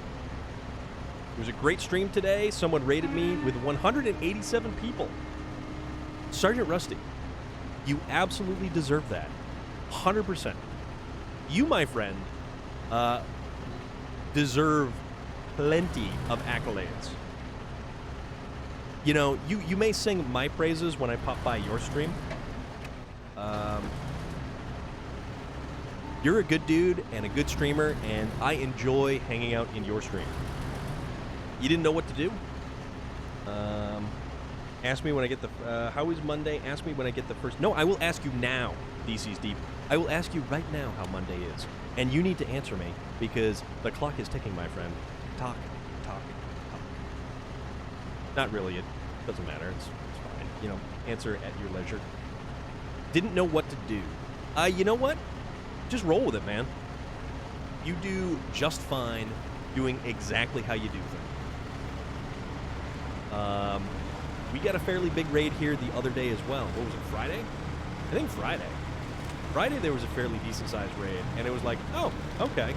And the first thing they said right off the bat was, I hope you like your follow notification. That's all you did? Seem to work? Yeah, man. Just for real, dude. You've got a great stream. You've got a great thing going.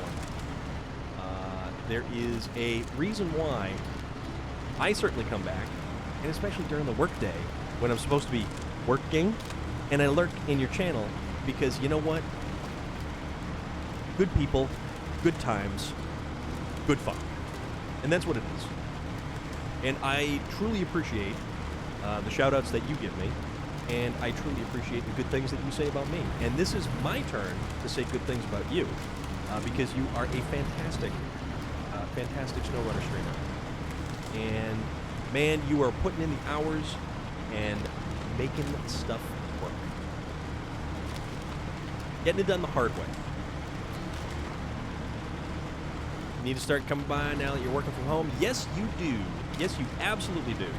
Rusty's channel is great, and so is this channel. Wow, man.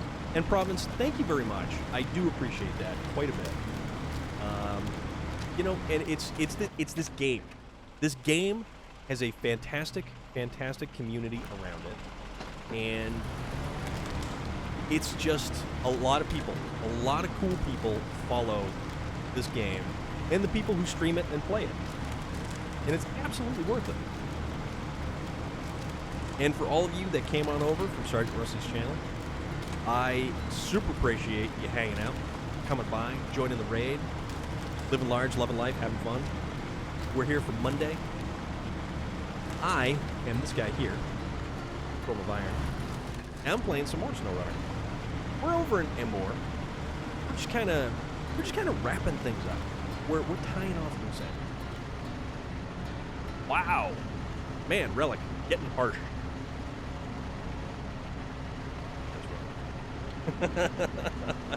It's all good. When crossplay comes to this game, I am looking forward to you and Rusty doing a co-op together. I will, hands down, 100% co-op, crossplay, you know, was it duo stream, whatever the technical term is, I am there for it, my friend. Mountain Lion, 100%, dude. 100%. Also, am I going the right way? I don't even know. I guess so. You have attack gingers. It happens. Deal with it. I mean... Fair. Fair.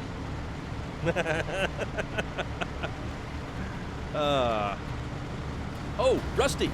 Rusty. Sergeant Rusty, my good friend. So we were discussing tattoos. We were discussing tattoos earlier. And, yeah, crossplay cannot come soon enough. And chances are, Steam and... What is it? Steam and, Steam and Epic Game Store are going to be the ones to most likely hit first. I'm sort of worried about the Nintendo Switch and if they're going to be... Yes, thank you very much, in Province. I'm sort of worried about the Nintendo Switch and their ability to get crossplay, because I don't think... Have we ever had a game that's been Nintendo included in any kind of crossplay? Where are we going? All right. Oh, it's around the corner. But yeah, that would be this tattoo. Light's a little bit on it right there. But yes, Sergeant Rusty, this is the tattoo I was discussing earlier. That was several hours of my day on Saturday? Yeah, Saturday. So, a little bit of that. Added onto the wrist. Build up a little gap right there. So, Dead by Daylight? Okay, I did not realize that, actually. So yeah, that was my Saturday. That was like a last-minute kind of thing on Saturday. I worked till 1, and then headed over to the shop at 2, and didn't leave there until 7 o'clock at night. Apex, Among Us, Dead by Daylight, Fortnite. Okay. See, I didn't realize that there was that many titles for the Nintendo that actually were capable of crossplay with a lot of the bigger stuff. But then, there's a lot of people. Rhino, thank you so much for the follow. That is awesome of you, and I greatly appreciate that. Rocket League. That's another one that is very car-centric, but it's more sportsy than car-centric. I'm not sure how much I would really be super into that.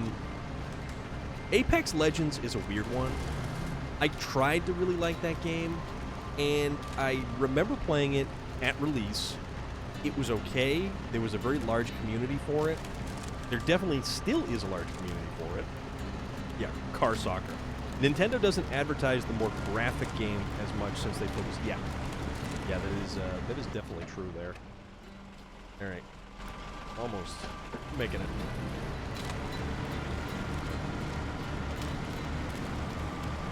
Car soccer, fork knife and car soccer. Yeah. You get talked into downloading Rocket League. I don't think I will download Rocket League. I actually deleted Warzone off of the... I deleted Warzone off of my PlayStation because mostly I think Warzone is just awful. Warzone is not an experience that I particularly enjoy. I thought I would give it a shot. Nope. Nope. Not fun. Not fun. Not fun. Not fun. Not fun. Not fun. Druid convinced you after a pod recording one night. I almost read that as POD recording, and I was like, what are you doing singing POD? Southtown? What? But no, pod recording. I got you. That makes sense. Oh, dude. I like POD. And oddly enough, POD started off as like a more Christian band. Hey, I'm not smack-talking POD. I was like, what are you doing singing POD? How come I didn't hear about this? I like POD. Come on now. Actually, I think POD is a really great band. And that's not like an all things considered. They stayed, yeah, for the most part, yeah. Have I invented any of my own hardcore playthroughs? No, the only thing that I do that's a little bit on the hardcore side is typically I will manually reset all of truck darts. And truck darts takes a long time to set up. Sean Bergen! Just going to be a hello today and watching. That is absolutely acceptable. I hope you are doing fantastic today. It is Monday, and it's a good Monday. It's a good Monday. It's a fun Monday. All right, catch trailer. Now, let us re-examine what we will be doing. And, okay. So, that other one is over there, and I think... How do we want to do? Because I can come across there, but then I wonder if I can make it. You know what? I'm going to see if I can make it to the fuel station. I'm going to see if I can make it to the fuel. That is what I'm going to try to do. It was good and precise until your family ruined your mojo. That is unfortunate. I am sorry to hear that. It's my I don't have to run day. Nintendo tried the bloody stuff with Mad World on the Wii, but it wasn't well received. Didn't mean to run into your fence,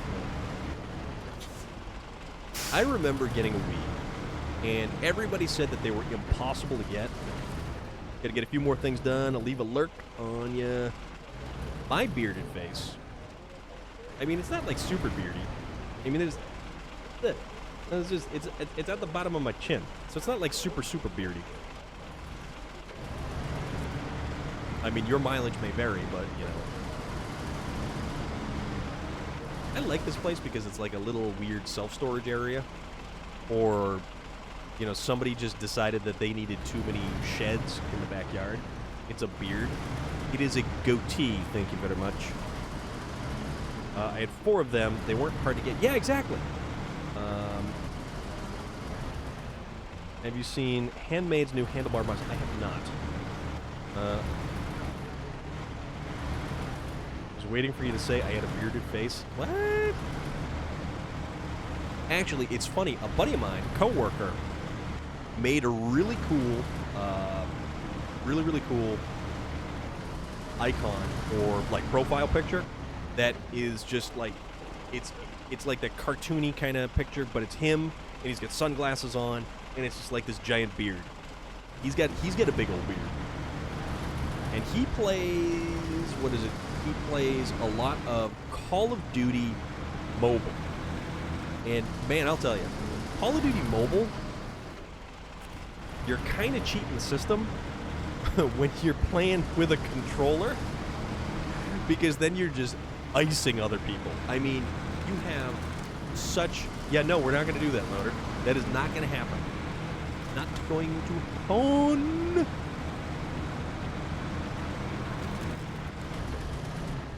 Yeah. When you're playing Call of Duty Mobile, and you're using a controller against people who are using the on-screen controls, you are just wrecking them. You are absolutely destroying them.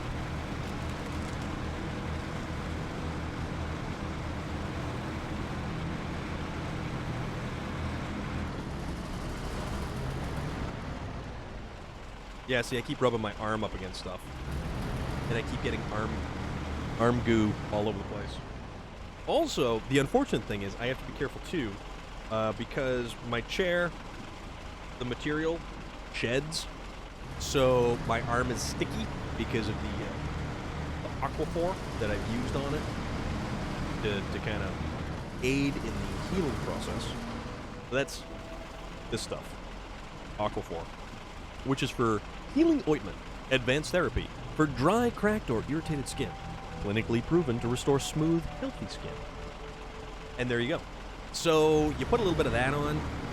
Not too much because you don't want the thing just gooey. But I still set my arm down on anything, and it leaves a mark.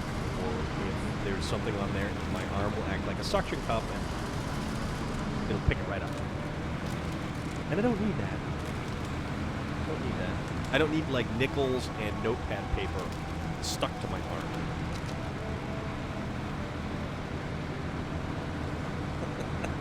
As funny as that is.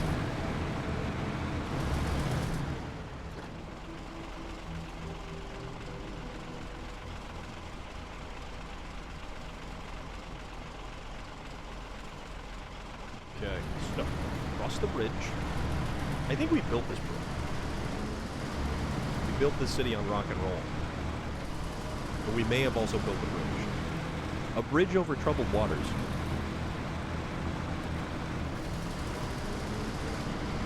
There's the church. There's the steeple. Open the doors. Yell people.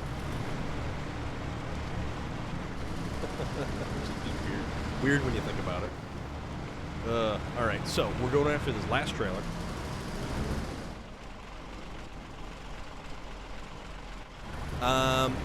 Yeah, but you don't want to leave it on there. Usually you'll saran wrap for protecting it when you get home.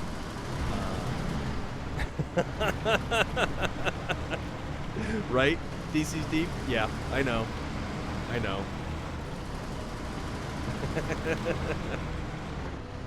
Couldn't resist. But yeah, you don't really want to leave any kind of cling wrap over it because you want to be able to let it heal in the open air, which, because it's a wound, technically. You did just have a needle stabbing you. I don't know how deep that actually goes. But, deep enough to leave ink permanently. Yeah, that would also be messy. Because then you pull your arm out of it, and it would just be like cotton lint. just all over the damn thing. But mostly, it's just, I have my hand resting on my thigh, and I've just got my elbow up. So it's a weird angle, but you know what? We'll make it work. We'll make it work. Or at least I'll make it work. And then just forget about it and get stuff like all over the place. But the funny thing is, so the first one we did was the big one here. So this big one was first. And then we decided to do like that one and that one. Kind of fill in some gaps and kind of tie everything together. Grumpy Panda! I am doing awesome! How are you? How are things? I would like to know how you're doing. What's new? What's going on? But, yeah, so we did that one first. And then it was like, well, which one do you want to do? So I was like, you know what? Let's do the top, because that's not the wrist flesh, like, right here. So I kind of didn't have to rest it on that, so it was like a weird sort of balancing act. So we did this. So this is supported here. Did that one. And then flipped over, and I'm like, oh, bad idea. Bad idea. But it was probably better that this was the last one. Not. So it, we made it work. We made it work. Plus, I like my tattoo guy. And we sat there and we talked about video games, movies, television shows, guns, rental properties, like all kinds of stuff. Ouch, ouch, ouch. Oh, that tree branch just messed me up. Glad to see you're all good. Doing okay, taking it day by day. Miss Puma, yes. We also, as a matter of fact, miss Puma substantially. And he does typically come up in the course of conversation quite often. Yeah, he does. And I know that we miss Puma, and I can't even imagine how much you're missing the big fella. So, if ever you want to just hang out, if you're around, any of us are streaming, me, Lad, any of those guys, just hang out if you like. Because we're around. I know we are not... we're simply distractions, is what we are. And I'm okay being in a distraction if, you know...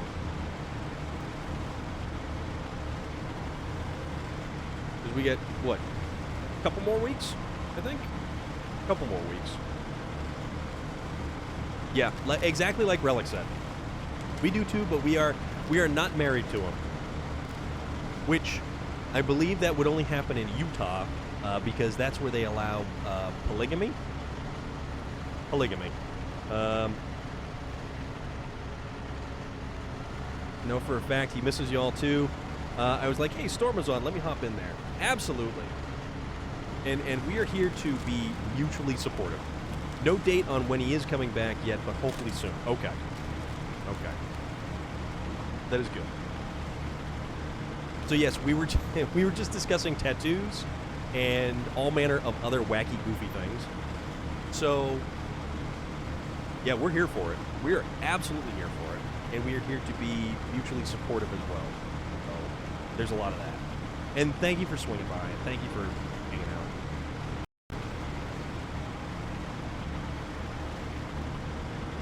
And how is everything with you going? What's new? Other than a lot of work and video games, this is kind of everything right here. This is like my life encapsulated right here. It's like video games, and if I'm not here, I'm working or sleeping. And oddly enough, Sunday night and Saturday night, I went to sleep at like 9:30 at night. And I don't know why. It was weird. I get home after tattoo time, and I was just tired. All right, fill up that supply, and that supply. So we are now good to go. Okay. Let's keep on rolling. So we want to get that guy from over there. Let's go over there. Swing down this way, get that, and then I guess we gotta loop, double back. How are we gonna do this? Or we could get creative. Oh my, we could get creative. We don't have to go, wait, no. No, we don't have to go back that way. Okay, no, we're good. We're good, I'm thinking out loud. No plan, no problem. Just working, spending time with my mom, playing games. My days have been crazy, though. Slept early yesterday, and I woke up tired as crap, and then on your lunch, fell asleep again. You know what? Naps are not a bad thing. We all fully support naps over here. We are very supportive of naps.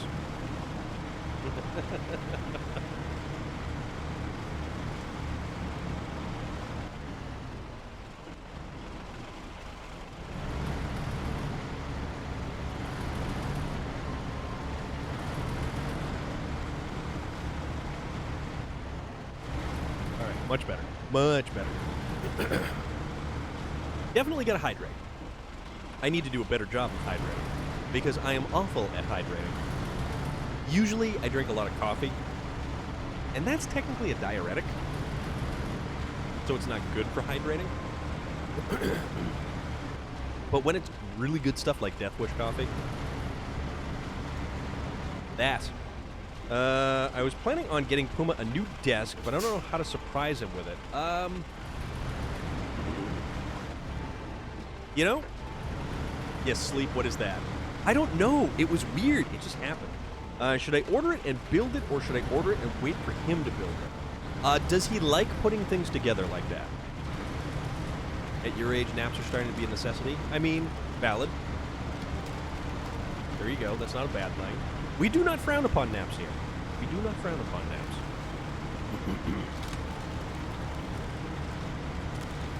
Naps are almost like a national pastime. So there is that. Okay. So he does like putting stuff together. Hold on.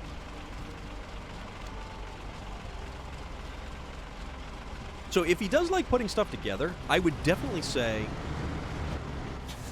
just order it and put it in front of his existing desk.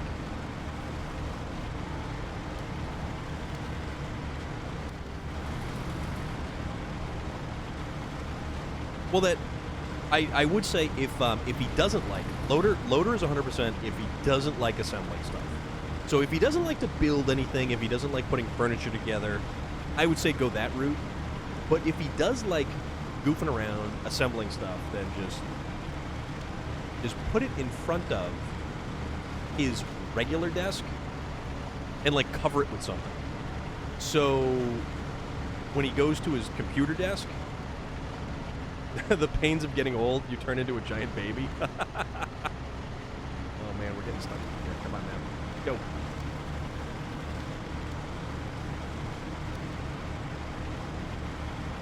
So yeah, if you want to get crafty with it or like really shady, what you can do is just pile stuff in front of his desk. So, like, put the box... I kind of want to build it at the same time, though, just because he's out there, tired as hell, working all day. I overthink... Well,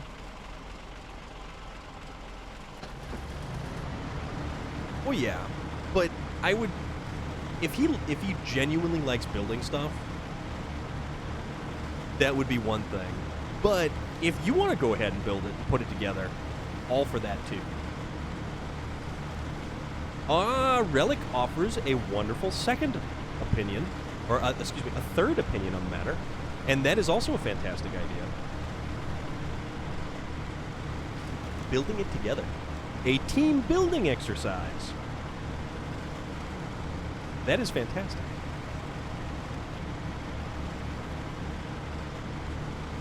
And a team building exercise would be wonderful.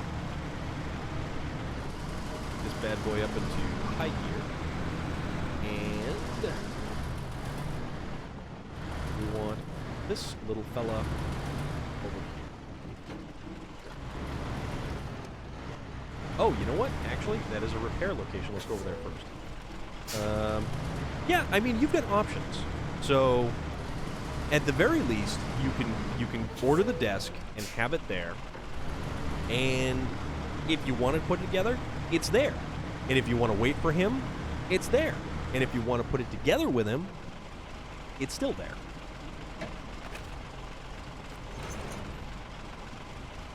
I think that's a genius idea.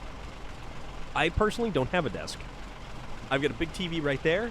I've got a laptop over here. And then just, you know, crap is everywhere. Everywhere. All right. Let's go make this happen.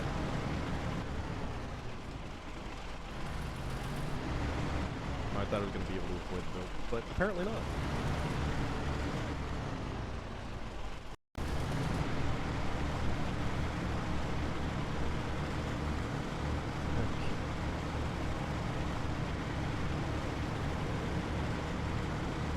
There we go. Yeah, so you've got options. Exactly. Yep. 100%. Which way are we going? We are... Oh, no, we're crossing the first one. Okay. Good. Oh, wait, no. What were we doing? We were... Yeah, that's right. We were going there. Because we gotta go over there.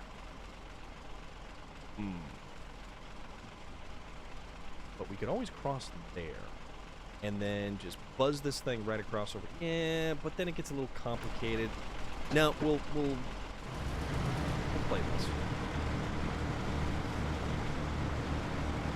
Yes, the journey of 1,000 miles starts with a single step. And usually that step is shorn in Nikes, or Keds, or New Balance.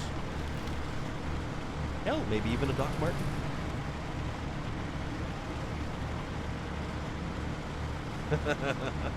The world is a wondrous cornucopia of possible solutions. You just roll with it. Or get him an awesome one that you build. Get him a little gag desk for him to build and surprise him with a real one. Then you can keep the... Oh, man. Relic, you, my friend, are overthinking. But that is brilliant. That is brilliant overthinking. And that is total ham-fisted dickery of the finest order. That's 100% awesome right there.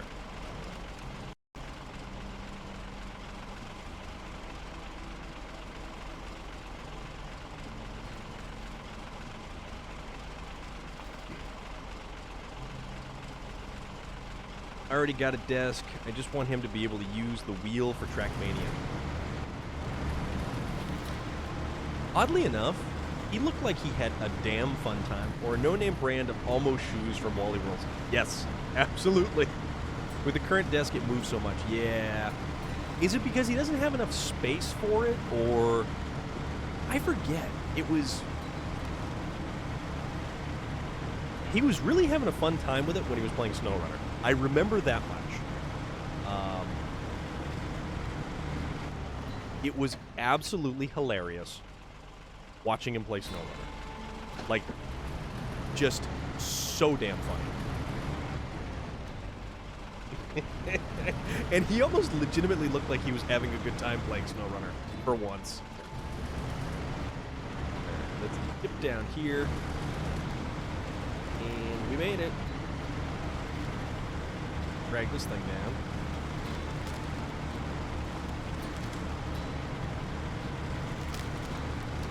He's all about his Trackmania. And I think Chase was actually in here not that long ago. Another one of his fellow Trackmania aficionados.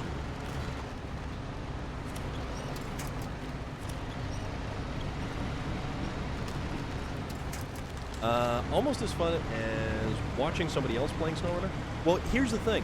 He was playing with the wheel, with like a gaming wheel that had force feedback, and it completely changes the whole dynamic of the game when you do that. CMC 7404, thank you so very much for the follow. That is greatly appreciated.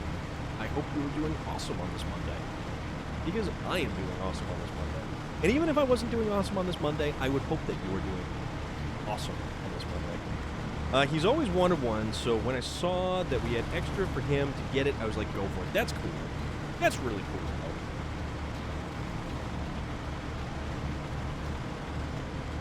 The wheel just looks like so much fun. I don't have any space for a wheel, and I'm so used to the controller that I'm plenty happy with the controller. Yeah, Relic. You love your wheel for SnowRunner? Nice. Nice. Yeah, the wheel for SnowRunner completely changes the entire game. The entire game. And I mean, why not? Like, have fun with it, you know? And yeah, Relic, you are 100% right. Puma goes all out when he uses the wheel for SnowRunner. It is hysterical. Absolutely hysterical. Give the G920 with the shifter? Yep. And that's the one with the force feedback, right?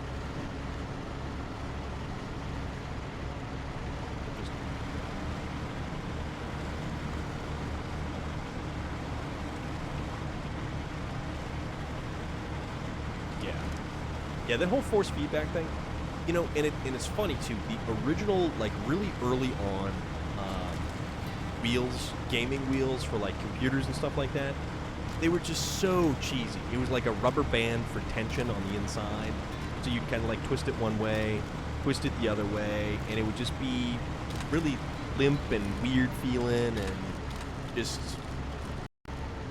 not a good overall experience for like a gaming steering wheel.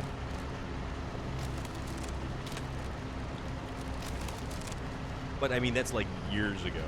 And now you've got force feedback wheels. So like if you're in an, you know, it's almost like an arcade steering wheel.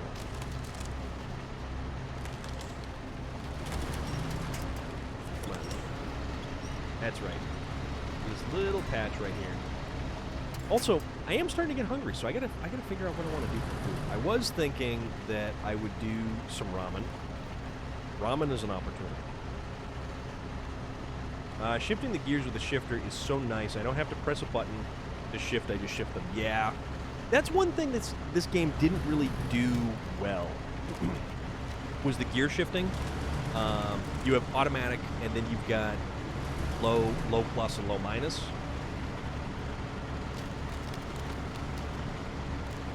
Yeah, that's Loader. That is the setup that those iRacing guys use, and that stuff is bonkers. Those iRacing guys are quantifiable. I mean, that stuff is crazy. But you know what? If you're into it, oh yeah, man, more power to you. Do what makes you happy. Do what you have fun doing. And if you want to use a full racing seat, racing bucket, go for it. And the Arby's mozzarella. How are those, really? Are those good? Man, I can't tell you the last time I had Arby's. With the shifter, no need to press the clutch. Okay. So it'll select the gear and it will stay in gear? Yeah, because unfortunately on the console, it's just, if you want to go up gears, you just basically let it do its thing. Okay. Yeah, see, that's even better, and that eliminates the need. So that way you could use a high range. Oh, dude. So all of your trucks are high range transmissions, I would imagine, because you can just go click, click, click, click, click, click, click, click, click, click, click, click, up and down, and not have to limit yourself using like the SnowRunner or the off-road transmission or the balanced transmission for, like, 5-hole gears or whatever the hell it puts you. No kidding. Okay. That's brilliant. That is straight up brilliant. Okay. I am Storm of Iron, and I approve of that message.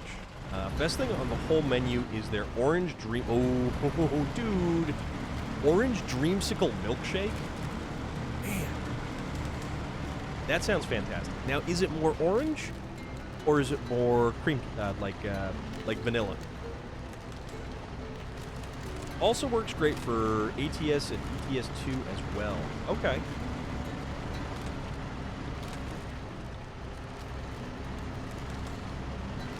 Now I'm starting to feel like I should get a game and wheel.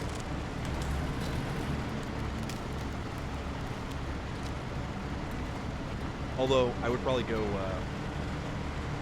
Dairy Queen Orange Julius. Mozzarella sticks are the best. The shake is second. And yeah, now I'm really hungry.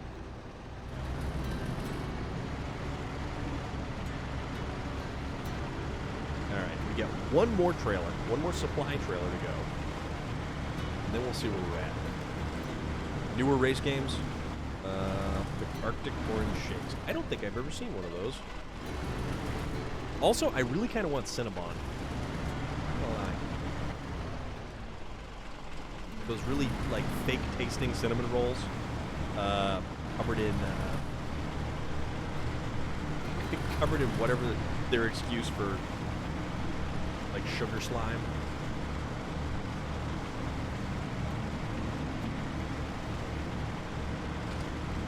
Going to sit back and eat? Sounds good.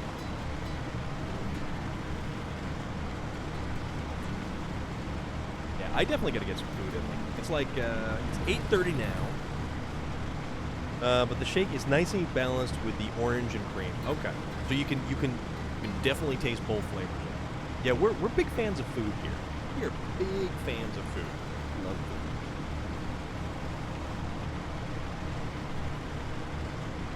I know I certainly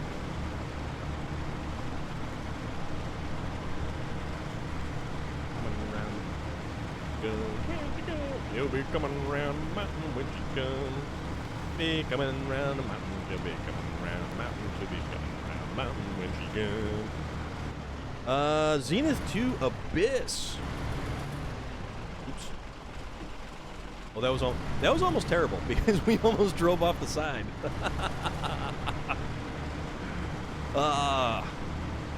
Zenith to Abyss. What is good? How are you? What is happening? We're doing our Monday. And Monday is A-OK. At least I think it's A-OK. I used to love McDonald's Shamrock Shake. Yes. Shamrock Shake. The last time I had a Shamrock Shake, I still owned my 2006 GTO, and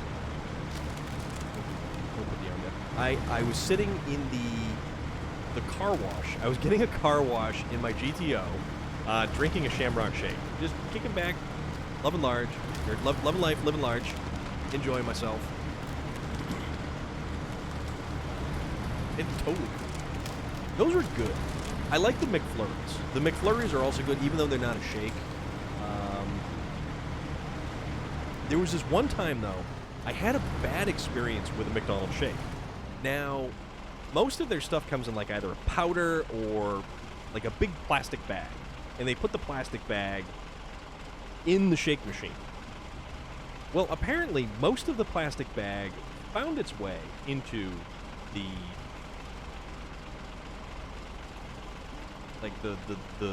the material hopper. So when they made the shake, gave it to me, apparently that plastic bag made its way down through the funnel into my shake. So I'm drinking it, and I can't pull anything through the straw. So I pop the top, and I'm trying to figure out, and all of a sudden this giant plastic bag comes out, and I'm like, ugh! Because I'm thinking the worst, because it looks like a plastic bag. Could be anything. But then it starts saying, like the ingredients for shake stuff, for like what is in the thing, and I'm like, oh, it's shake material, shake product bag.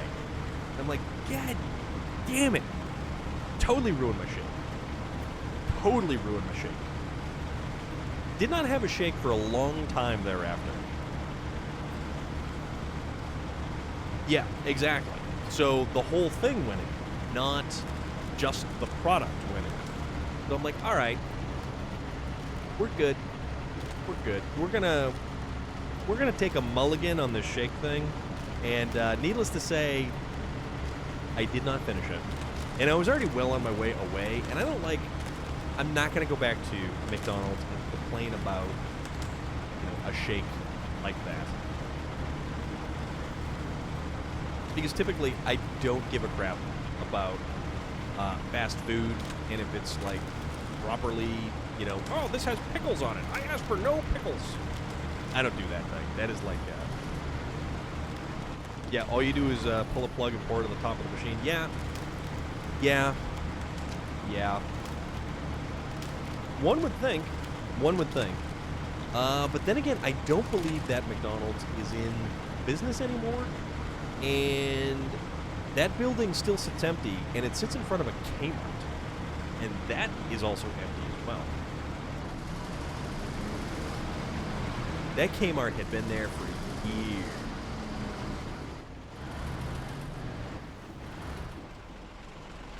Damned if I know, man. I'm just guessing that the spout was big enough that the plastic just kind of passed on through. But, I mean, this was a long time ago. This was probably even, most likely, better part of 10 years ago.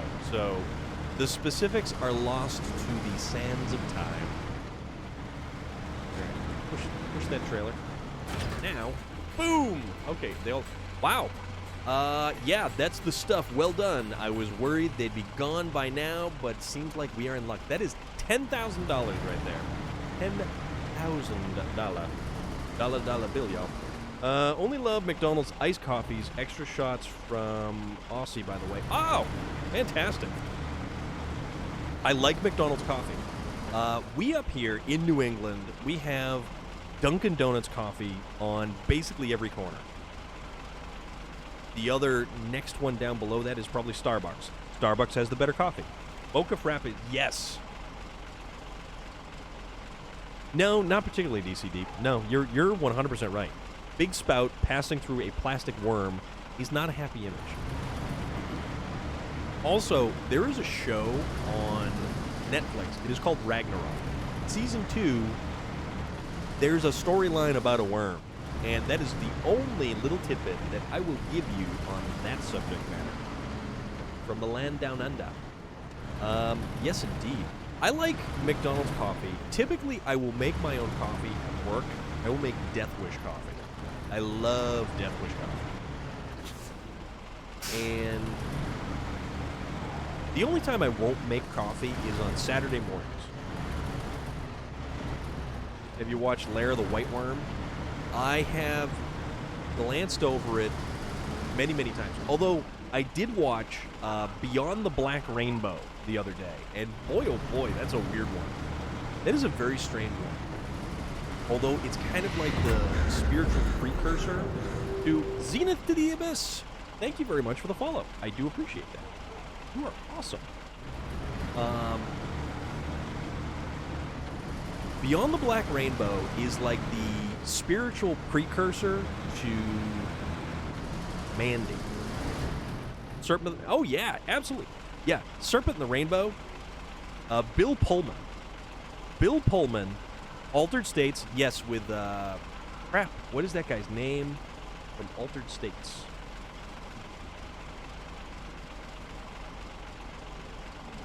That is 1980. Altered States was William Hurt.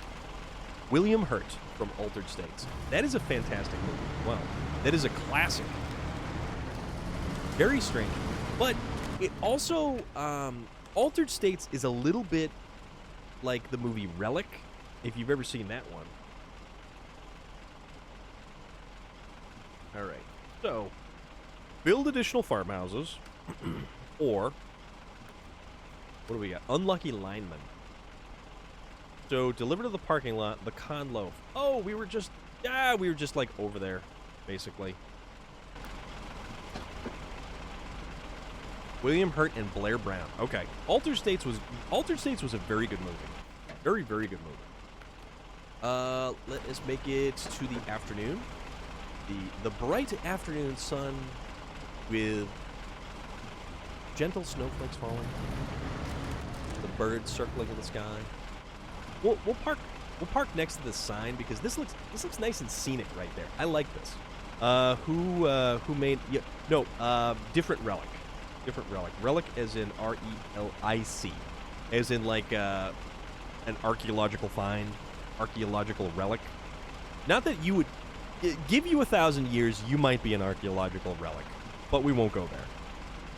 But what do we want to do? We want to do this one, so we will start tracking. An off-road truck is recommended. Conveniently enough, I have the Swiss Army knife of off-road trucks. Known as the Zix. The Zix 605R. So, it is 20 to 9. I am hungry. I need to find myself some food.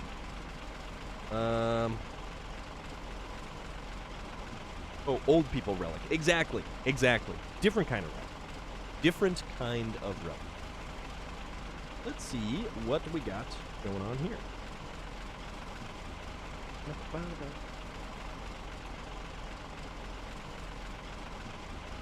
Old people relic. Oh, dude. That's too funny.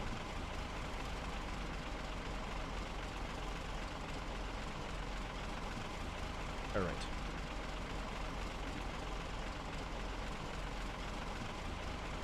Let's see who's online. See who's kicking around. See who's having fun, living large, loving life. You know what? We haven't had the opportunity to Ginger lately.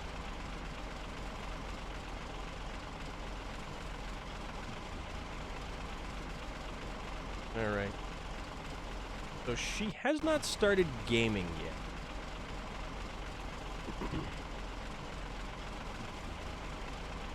Yeah, she's kind of in her warm-up mode. Let's see. You guys like Skyrim? I like Skyrim.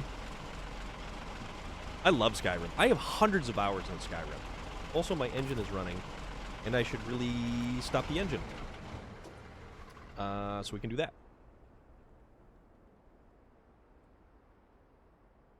So, unless anybody has any other suggestions, Ginger is going to be playing Skyrim.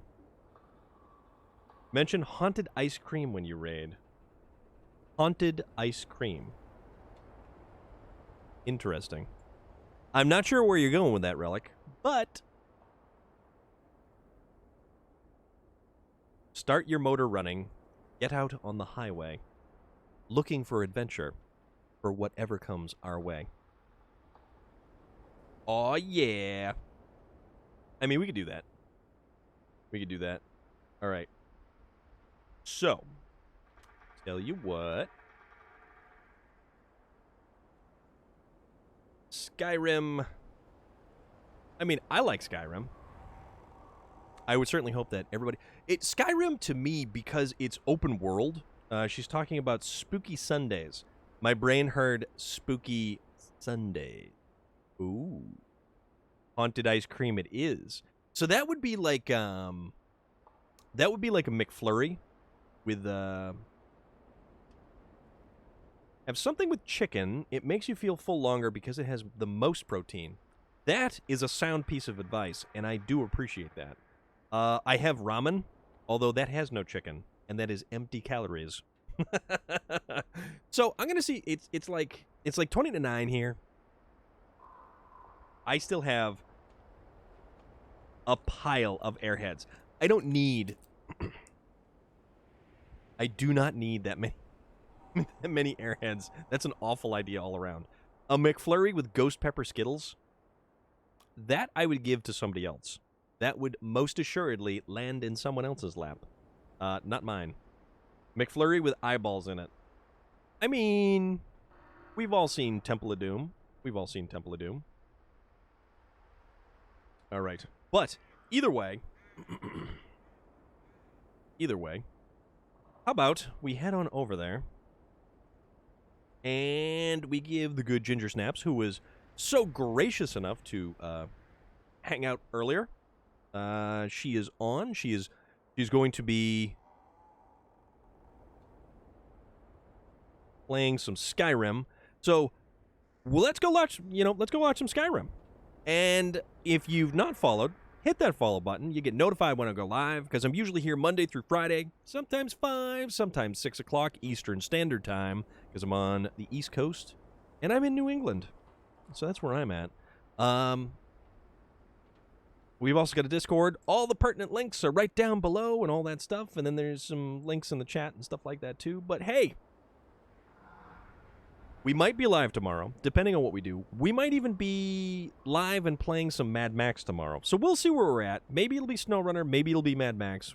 We'll see where we go with it. But, guys, thank you for hanging around. Sergeant Rusty, thank you for the raid. You are a wonderful person. And, yeah, we'll do it again. And we even have a Twitter. There is a Storm of Iron Twitter that is brand new as of today. So check it out. Even though there's not there much yet. And we'll talk about pineapples and pie. Thank you very much, guys. Have a great evening. We'll catch you later.